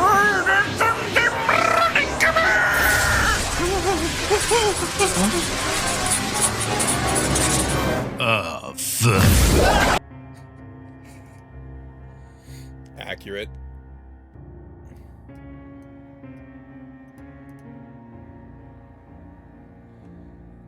Actually, 100% accurate.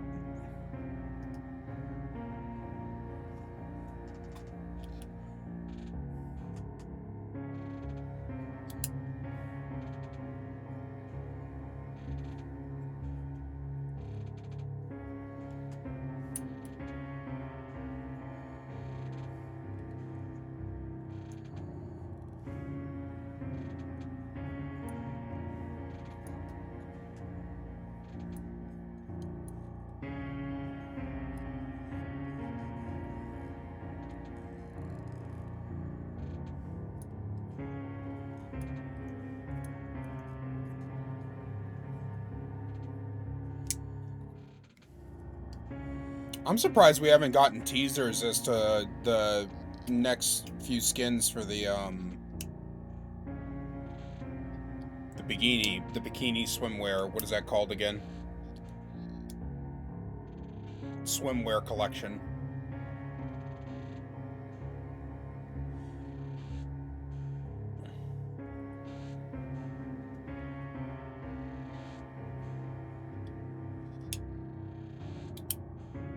Another banner ad? Yeah, they've been playing one like every 3 minutes. I'm not subscribing to your fucking Twitch channel.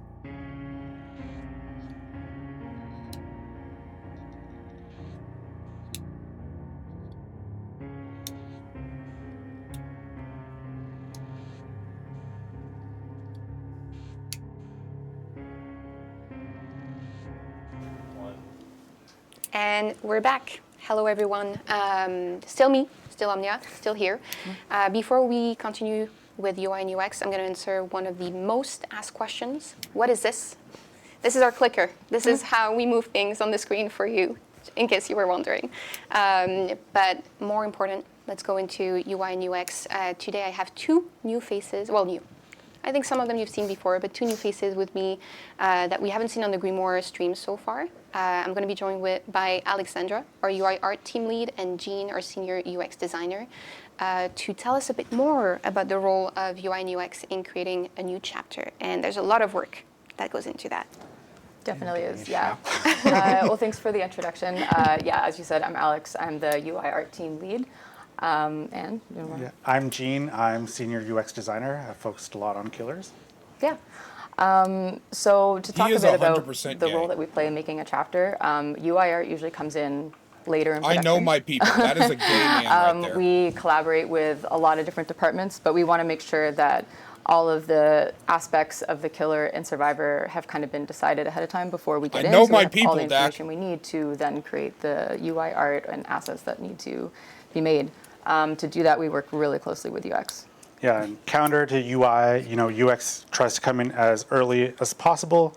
There's a lot of things that we need to figure out, and UI and UX often get lumped together. Can you tell if she's lesbian? Which is really true for web and app development. But bisexual. when it comes to games, there's a lot more to surface to feed back to the user or the player. More than just menus and the HUD layer. We go beyond the 2D stuff. So as an example, you can see here that this is an example flowchart of what we work with. So I would have worked with Jeff on this, and we kind of broke the gameplay down into 3 different sections is kind of the way that I envisioned it. So as we know, the Judgment has their default phase and then their Zealous phase, which was empowered, what we used at the time. And Exile was not so much for the killer themselves, but it was a new space for the survivors. And so even on the left, I have like gameplay entities, not to be confused with the entity, but the different things that would need to be feedbacked in different ways throughout the course of gameplay. So if we zoom in on just the power here, this is the main ability of Divine Light. At the time, we were calling it the Ray. And you can see that I've really separated it into the different steps. So Jeff and I thought about what animation needs we have, VFX, sound effects. And this is really helpful for the art teams, the animators, and the art directors to figure out what is going to be needed. And then eventually we figure out what that looks like, and then we bring it to UI because it'll help us determine what those UI buttons some people are interested in or what those different states are. So here's just some wireframes of what that looked like, the different states of how that power widget would look. Some things are ready, some things are on cooldown, that kind of thing. But yeah. Then it goes to you. Nobody's asking you to. But some people you do a lot more than enjoy just the behind wireframes. the scenes. Yes. We get grouped together a lot, but there's a lot more in what UX does in creating the killer. But thank you for the wireframes, because we do use those when we create ours. So after we have the wireframes and kind of understanding of the gameplay of like what icons are needed for the killer power, then we can get to work making the icons. So to make killer power icons, we'll do some research on what's been made so far. We'll look at the animations, we'll look at the VFX that's been created, find out more about the theme of the character, definitely sync with art direction to start making the power icons. So these ones are made by Donna on our team, and I kind of want to break down how the Judgment's power icons work a little bit. Over the course of, the last few years, there's been a mandate to create more power icons for a killer's kit. In the past, it used to be 1 or 2 icons would represent the power overall, but now the mandate is to represent more states of the different icons. So with the Judgment's power icons, on the left you can see that for Divine Ray, or the Divine Light Ray Retribution, there's the charging state, and then there's the release state. Once they've entered its zealous state, or the empowered state, that initial power, our ability gets more power. So so what we like to do is use that same composition, but show that it is more powerful with more flair in the icon. If there's a VFX happening on the character at the time, then we try and work that into the icon. So that's what we've done here with the power icons. Yeah, exactly. It really increases the legibility of just like everything that's on screen. Yeah. We also work closely with you on the next thing we're going to talk about, which is the killer affliction. Yeah, so this is, as you all know, there's what was called sin and is now called heresy. And when we're thinking about survivor afflictions, we have to think about how they're going to appear on screen. So, what does that look like? Is it VFX around the survivor's head, on their body? Is it a trailing thing? And what do we want to do on the UI side? And fortunately, for this killer, it was a lot simpler than we've seen in the past. But you can see here, just there's 4 different states to really consider. There's the default state of nothing behind white.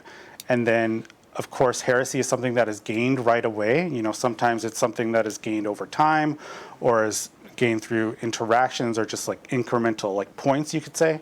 But no, here it just turns on. And then when you go to repent for your sins, rather, then we start the decaying of it. And even here, the direction of the clockwise wipe is very important. We all know how clocks work. But there was a point early in the prototype where the wipe was happening in the opposite direction. And so a lot of players were feeling like it was leading up to some other negative effect that they were going to gain.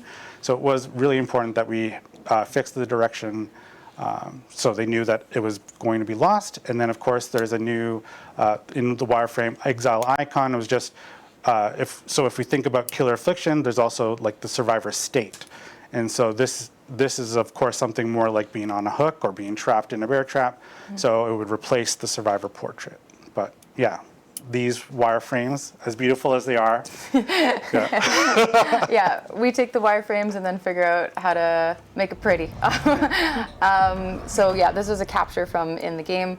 As you mentioned earlier, this particular killer affliction was much simpler than they usually end up being. That praying animation is pretty sick, I'm not gonna lie.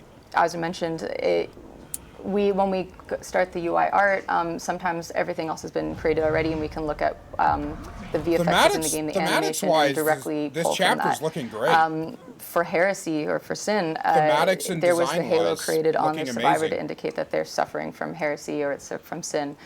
So it was decided, let's just use that for the UI art version. So on the killer portrait, we were able to, this is work from Gio and Auntie and Adrian kind of combination here, making material shaders based off of that VFX. It just worked out perfectly this time. Yeah. It really did. But yeah, talking about this affliction, there's, like I mentioned, there's survivor afflictions, there's survivor states, but there's also, of course, very often with those come the status effects, which we all know.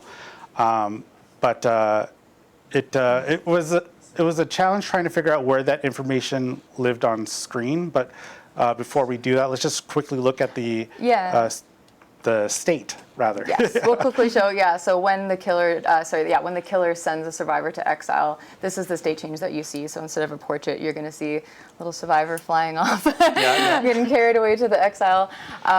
This is a great way to indicate that, hey, your buddy needs a rescue. They're trapped in exile. Go pray. Yeah, and while in exile, it was. I need to apologize, first of all, from the blog post. I scared you all with some numbers. I am so sorry. It was very often in UX, it's very helpful to work with large numbers to see how that's going to look on screen. Of course, none of these numbers appear on screen, but there was a point where they might have. No, these were very placeholder. I'm, again, sorry, but I'm glad I kept you on your toes. And if we just go to the next slide, we try to figure out how these lived on screen. And you can see this is kind of a bit of a mashup of different ideas I was playing with at the time.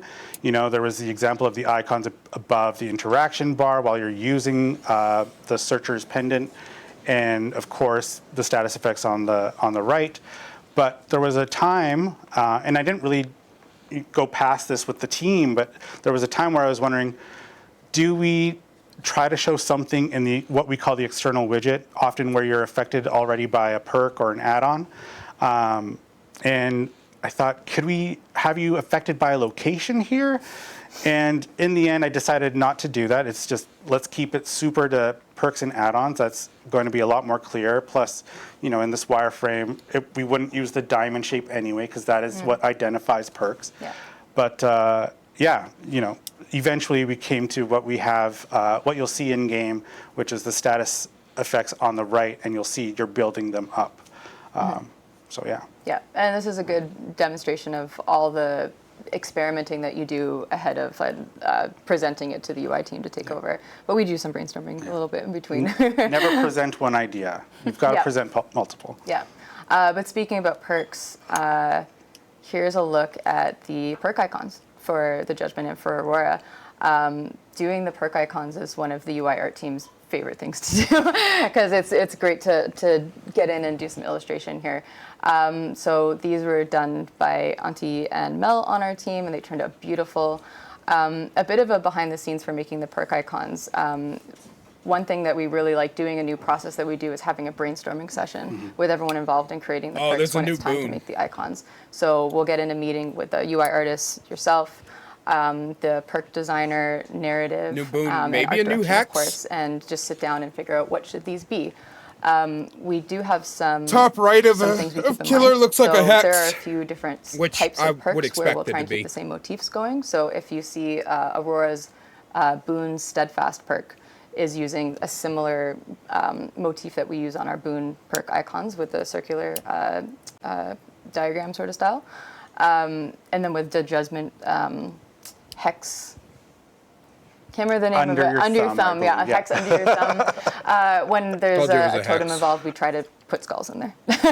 Try to get some skulls in there.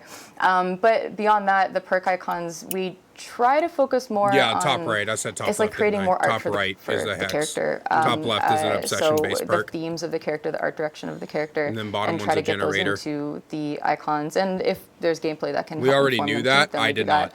not. With Aurora's, you see the star motifs and kind of the protection, because that's thematic that's part of her theme.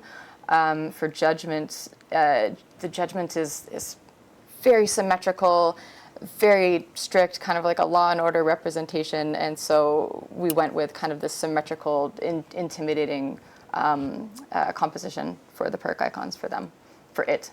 For it. But yeah, these turned out really great, and we just wanted to share one last thing.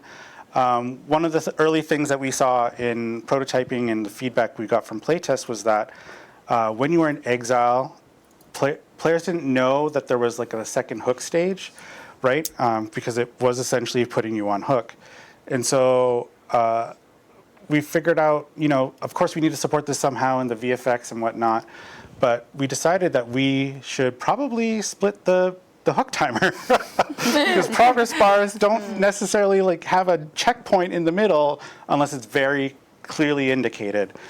So now you will have clear indication of your stage 1 and stage 2 hook timers, and this is going to be in the game for not just in exile, but also when you're on the hook in normal game modes, and also when you're in a Cage of Atonement against the Executioner, or Cage of Torment, sorry, and Cage of Corruption when you're playing in game mode 2v8. Yeah. So not just for the Judgment. This is now a change that's going to be for the hook timers. Yeah. It's going to help a lot of new players because I've definitely seen the confusion of, what just happened? So, yeah. Apparently, we can't tell when a bar is halfway. Really great to see, the work that goes on behind the scenes to build, kind of the language that we use to talk to players in the game. Because it's really helping them navigate something that sometimes they have to make a split-second decision. We need to communicate something in that split second, and this is where both of you come in very different ways. But I think we don't get to show that as much when working on other chapters, and I think the Grimoire is a great time for us to show this because players have been here with us this whole time. They've been part of their journey, and they've, they have in some way contributed to the choices that we've made for, for icons, for perks, for things like that, because they voted on things that ended up making their way into, the perk icons or into, like the effects, things like that. So it's really good to see that their votes are still, their decisions are still being carried over in, UI and UX decisions. So. Yeah, absolutely. It was really fun having their decisions come in, and then how do we adapt all of that stuff for the character choice, the color palette, and all that. So, yeah, absolutely. And when it comes to like perk and powers, we love showcasing what the character looks like and the themes of them. So those the themes that were voted on by the community they show up in the final icons too. That's great. It's so beautiful to see, and I love that we got to see a bit. The we already get a behind warning it a skill as well check is going to happen. Because there is a lot of testing and iteration and brainstorming that goes into UI and UX elements too, because you have to make sure that it's clear for players when they're in the game and that they can navigate it, and that we're really helping them, either as survivor or as skiller, understand how to play pretty much. So. Yeah, but thank you both for being here today. Thank you for having us. Yeah. For talking about UI, UX, how both contribute to the player experience, how different they are, because that's really important, I think. But also how they're equally important in helping players, navigate the game. So yeah, thank you for being here with us, and we're going to move to VFX and animation right after. So stay with us, and thank you again for joining us, Alex and Jean. Bye. Bye.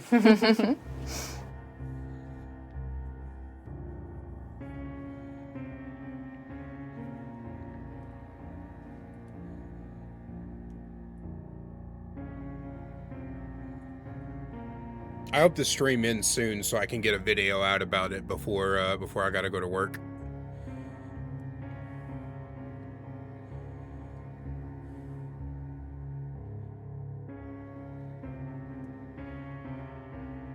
Someone said shirtless Houndmaster. I'll take it. Let me see them titties jiggle.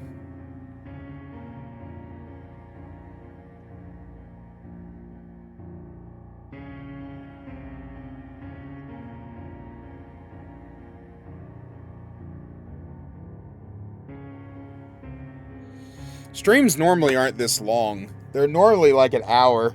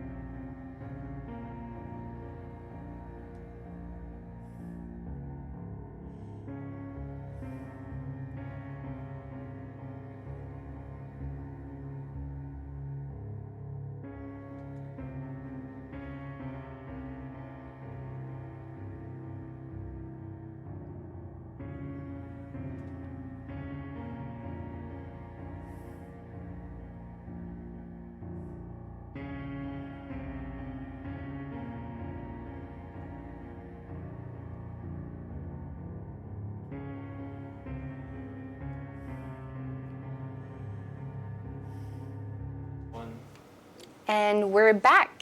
I'm still here. You're stuck with me. Sorry. Not so sorry, because I'm having a lot of fun talking about the Grimoire.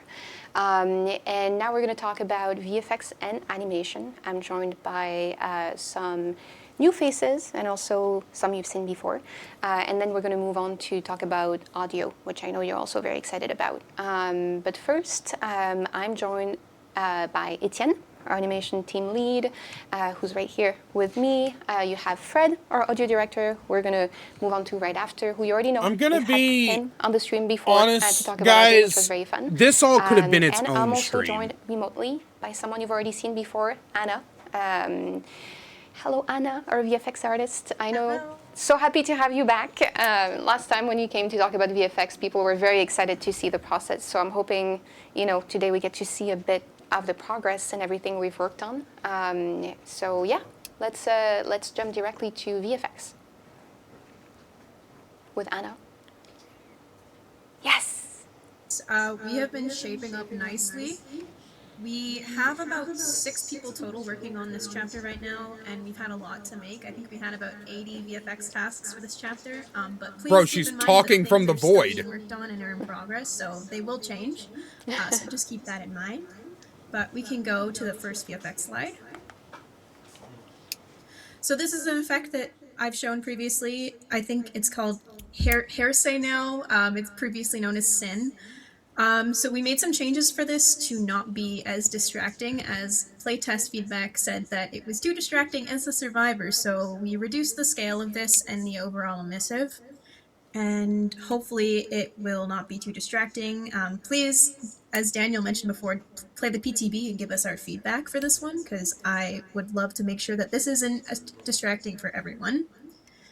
You will be able to repent your hearsay at shrines. So if we can go to the next slide, this is how you repent your hearsay and save survivors from the exile.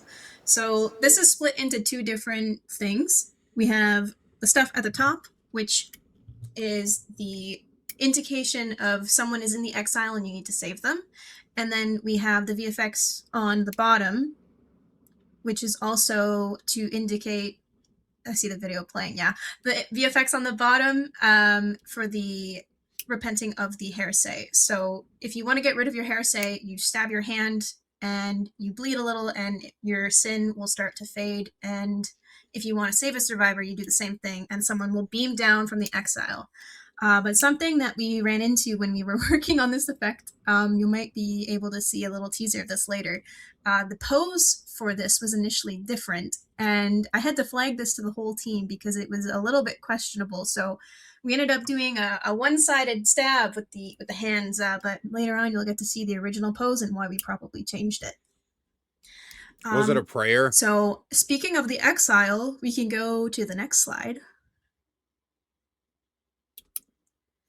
This is the Banish to Exile portal. So when a killer has hit a survivor with the hearsay, and they have hearsay, you can banish them to the exile. So this was a way to give a little sneak peek to the killer, because the killer can't go into the exile. So we really wanted to be able to create a really cool effect to showcase the exile for the killer. So one of our more senior artists cooked up this killer portal effect using a cube map. So it actually looks like you can really step into the portal.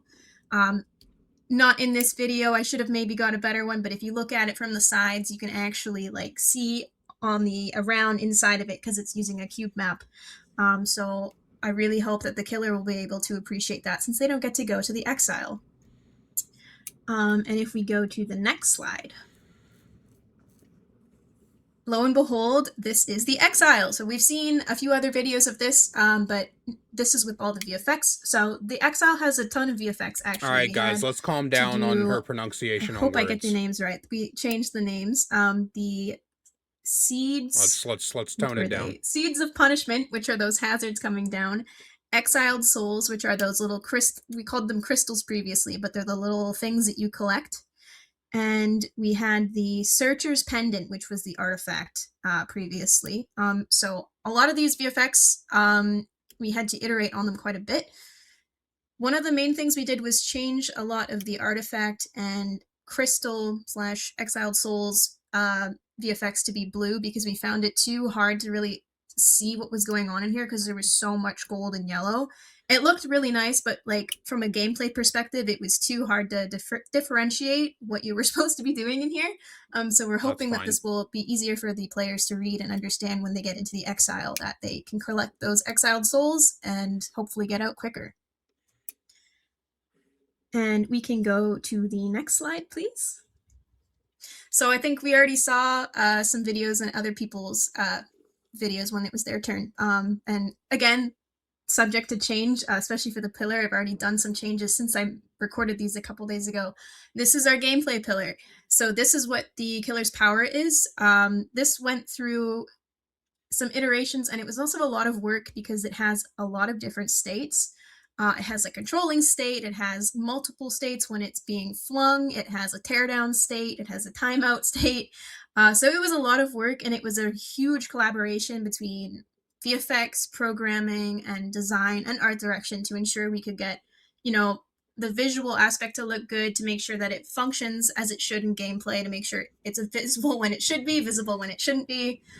So as I mentioned, we're still kind of tweaking these to polish it a bit more, but it's coming along, and yeah, you don't want to get hit by this. It does look like a fun power We can go to to the use. next slide, please.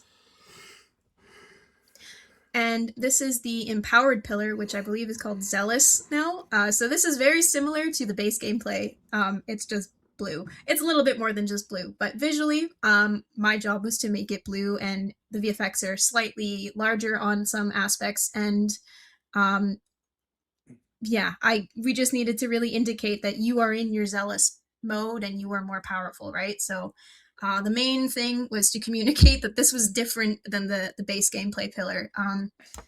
But yeah, that is pretty much all the killer, videos I had for VFX right now, but there's still lots of Similar VFX to that Unknown I didn't builds. show, Unknown and nurse, you will be able to see those in the PTV. Pyramid Head builds. And I do want to say a huge thank you to my team. As I said, there's about 6 people working on this chapter right now, and obviously the people that aren't working directly on this chapter have given me feedback, and I want to say a huge thank you to my team, and a big shout out to the rendering and tech art team as well. So that's all I have for VFX. Yeah, like you mentioned, you know, like we bring a lot of people on these streams to talk about the work that happens behind the scenes, but most of the time it's not just, you know, one person working on this. So many people are bringing this chapter to life, and it's just really the teamwork that goes into it is really, really good to see. And I know last time when you came, people were so excited to see, you know, the work that goes into VFX. So thank you for joining us again to show us a bit of the progress. I'm excited that they're still going to get some surprises for the VFX when they, you know, actually test it and try it for themselves. But it was so nice to get to see a bit of the progress we've made, because it's incredibly, incredibly cool to see. Awesome. Thank you so much for having me too. Thank you.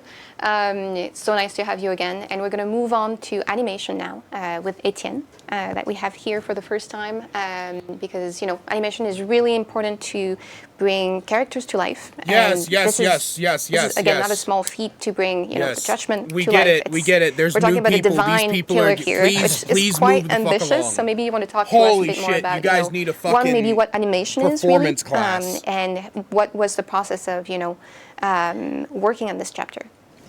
So animation basically is it's actually 2 departments. You have the animators that are doing the movement, bringing the personality, bringing they need a script gameplay writer. animation. But that there's would take also too the long. lesser But known they tech need animators lessons that are on the how ones to behind the scene doing the They need skeleton, lessons doing on the how to do controls live that performance. allows us to be able to move it. And they're also the ones that do more the technical aspects in game. Like this killer is so huge that she's a bit outside of the collider sometimes, so we want to make sure that she's not colliding into walls, clipping into objects. So the tech animators are the one, doing the black magic behind the in the engine to make it so the legs don't clip in walls. They will push back. The wings are pushing back in. A lot of magic involved in bringing a killer like the Judgment to life, for sure. Exactly. No ass looks so better than yours, Brady. the animation is Brady's for ass this looked like chapter she won't send me is a booty team of pics 13 even though people, she claims she loves and me. we've been working hard to bring this entity, this creature that tries to be a god to life, and I think we can show the idle animation in the menu. Wow. And as you can see, there's a lot of movement on this.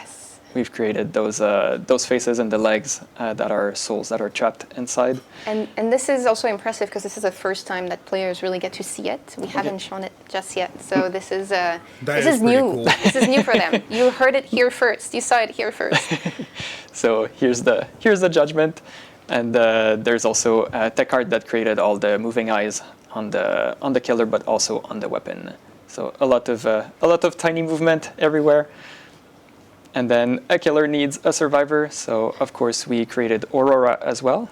A killer needs a survivor, brother. I don't know if y'all know this, so but you've released Aurora. a bunch We of wanted killers to without make sure survivors.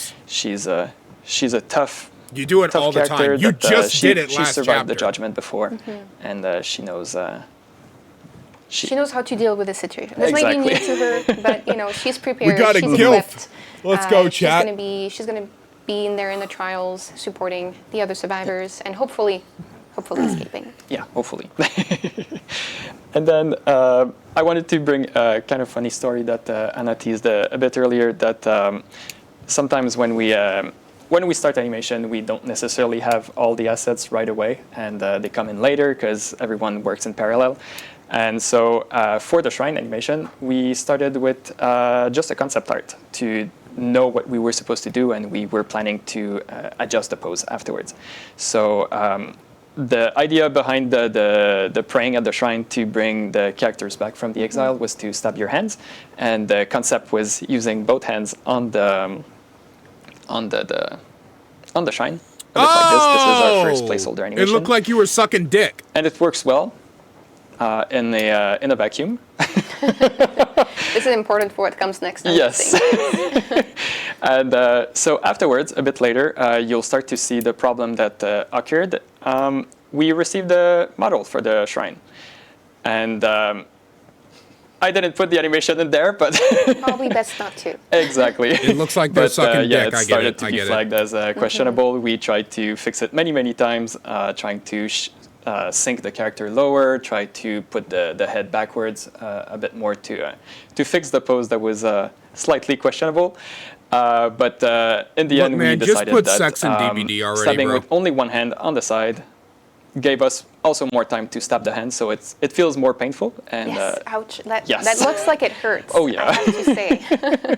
And yeah, it removed the questionable aspect from the old pose, and I think it works better as well. I think one, very funny story, but two, I think this is also really interesting because again, and this is a theme that comes back, it really shows how much testing goes into this. You know, like we don't just test gameplay and balance and, you know, powers and perks, we have to test everything to make sure that, you know, it tells a cohesive story. And here I think we really got something because, ouch, that looks, it's going to be painful to get your friends out of the hopeless exile. It's a sacrifice. It is. But yeah, beautiful. Wow. I think I love that our players get to see a bit of the work here too, because, you know, for animation, a lot of the time they get to see the final product.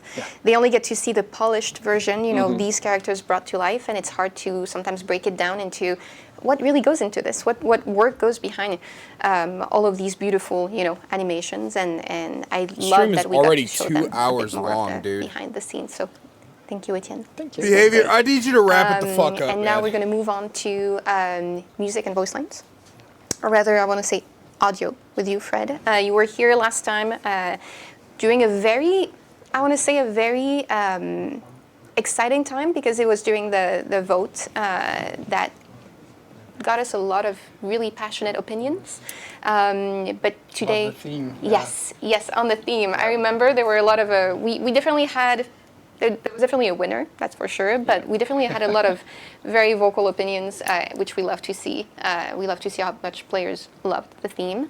But you're here to give us a bit How more many of an update conservative on what's Christian going on, players when cried it comes that to we were audio. getting an angel Yeah, killer? there's the voice that we barely mentioned. We mentioned the casting, but not here. Now we have the result. Yes. So I'm excited to share that with you. It's starting with the killer. It's a god.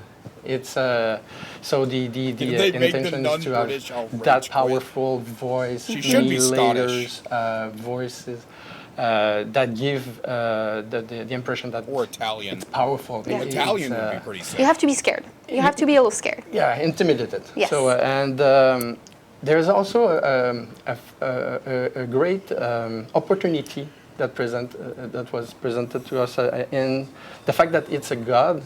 You can use that voice in a more global way. So that the voice coming from the Yes. sky. And so we try to explore that for some feedback. So, but here I have just a sneak peek of a few voice line, and it's dry. It's not in the game. It's even more powerful in the game, but it sounds great. And this is a good collaboration between our voice designer and narrative team. And so I'll let you listen to that. Oops. Oh, let's go back, quick. Yes. Is that playing? Can we hear it? Can we hear how scary this is?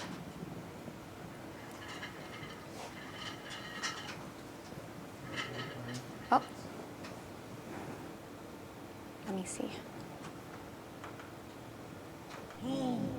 Oh, yes, we can.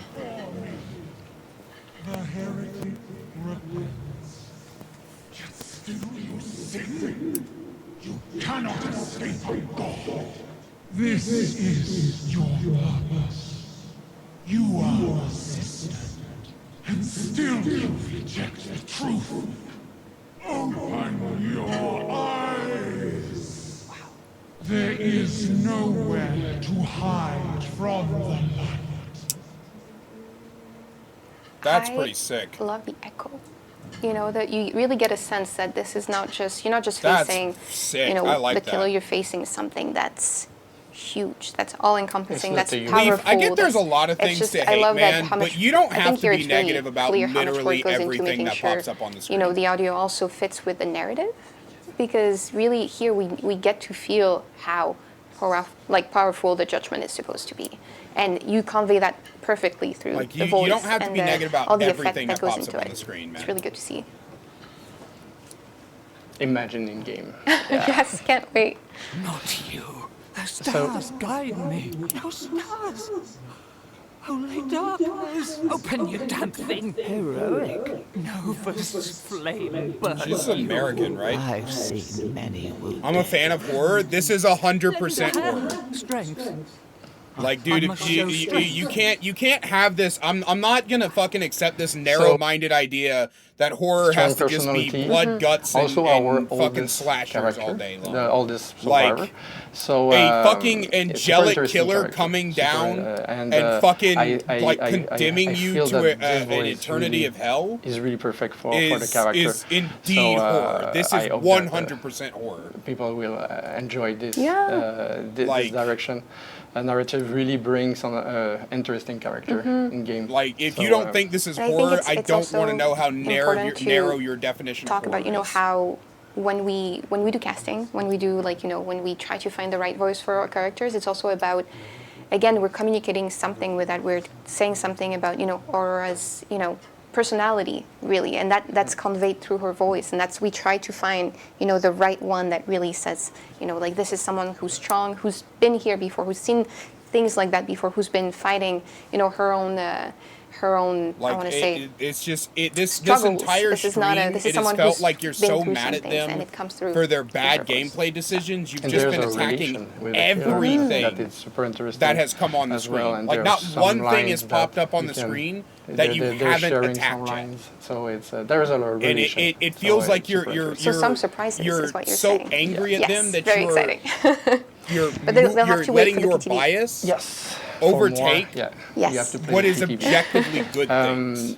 The next subject, it's the last time I talked It's about like- the No, how you're not being powerful real. the- You're not the- gonna the pass being, that like bullshit the by me, divine brother. light.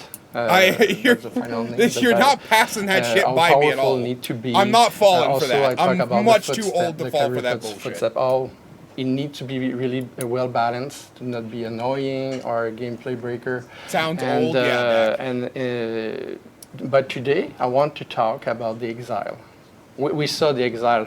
I'm older early than in you. this I don't care. presentation, but, I'm not falling for your I'm real bullshit. We saw the exile, I'm the not example falling that is for it. super calm and Yeah. super. It's kind not of happening, Again, brother. not what players are going to experience. No, it's a lie. It's totally a lie. A lot of things happening in the exile. It's busy. So on the other side is also a challenge to keep Like, everything you're welcome to comprehensive be and angry, really you're welcome distinct. to dislike so we need things, to play but with the stuff that has been defensive frequencies. objectively well done. We Yes, need it is to, horror. also, It is set a lot of 110% parameters to make it horror. work. It is an angelic. There's It is also that an exile angelic that is, monster another place condemning you that to keep death a relation and with the map. exile, regardless So of there's what you've feedback that actually we can done. hear Is from the exile or 110% not. So horror. there's a lot of decision and Like, to keep that it's a exile, giant monstrosity coming to kill you. Saying this realistic, isn't but, horror is just in, fucking lying to in a- yourself. you believe in that place and you believe that it exists and you don't break the relation between the That's the it. It's two places. immersive. You feel like really immersed Exactly. in it, and when you go through it, it doesn't break that illusion. Yeah. So, yeah, I want to present you a sneak peek of the Exile with the audio and how busy is it, and the sound designer did a great job. Really, saying this isn't for the horror is just distinction you're and just all you're the bullshitting comprehensive everybody, elements. including yourself. So, It might stay a sneak peek. yeah. Do I need no? I'm struggling I with. think it was too strong, Fred. I think this was too strong. It could not be contained in a presentation. I think it was too strong for the presentation. You know what? Fitting for the judgment. Very fitting. So I guess we'll have to wait to hear those. Maybe we get to show players a little bit early. Maybe next week. You know what? We'll figure something out. You tease them now. Yeah. Now we get to post it very shortly and show them a little bit of that. I That's all hope right. the tease was really good. Yes. Well, yes, it was really good. Now be prepared. A lot of fun stuff. A lot coming. of sounds, awesome sounds. I A mean, lot of sounds. A lot of exciting the things. seeds of judgment everywhere. It's amazing. You have to imagine it. Picture it in your mind, and we'll bring it to you. Maybe on socials. Let's do that. We'll try to give you a little bit of a sneak peek before it goes live in the PTB, and then in the game itself. But yeah, that's They it. keep saying next Any week. last words August- about the August isn't process? for 2 more weeks. As a whole. Like I said, in terms of gameplay, that killer is huge in terms of elements and to the relation between elements. Also, even just the shrine, it was something, so it's super rich. So it was a fun killer to do and an amazing opportunity for a lot of work, a lot of sounds to I mean, it's alive. This killer, the exile is Yes. alive, so it's amazing. So, yeah, I hope that it's. I hope that the player will really like it. It was a fun experience to share with the players as well. So. I think it was a fun experience for all of us to get to work on this, get to see it come to life, get to see get all those votes in, and get to see what players really wanted to see in the game, and then to get to kind of again problem solve. How do we bring that to life? How do we bring the judgment? A divine killer into the fog. How do we bring Aurora, a new character, into the fog? And it's been a very exciting year, and now I can't wait for players to get their hands on these new characters and to see the Hopeless Exile. So a lot of exciting things, which you will get to experience in the PTB early August, but you'll definitely get a little bit of a glimpse at the new content next week, and maybe an early look as well at the new chapter. So stay tuned. Our socials, official channels. Make sure you follow us. You'll find everything there. But before I go, again, and I think this comes from all of us, from the whole team, I want to extend a thank you to everyone who joined us on this journey. This has been now a journey of more than a year of building this chapter from the very beginning, from the votes, from everything. And you've seen a lot of it through our blog post and our streams. And I hope you enjoyed being a part of it, because we We sure did. This was a new thing we did, and we're so glad we did. So huge thank you, because there wouldn't be a judgment or a hopeless exile in the fog without you. This came from you. All we did was bringing it to life. So thank you again for joining us. And yeah, stay tuned for more. And I can't wait for you to see the new content in the BTB early August. So that's it. Thank you so much for joining us today, and we hope to see you in the fog.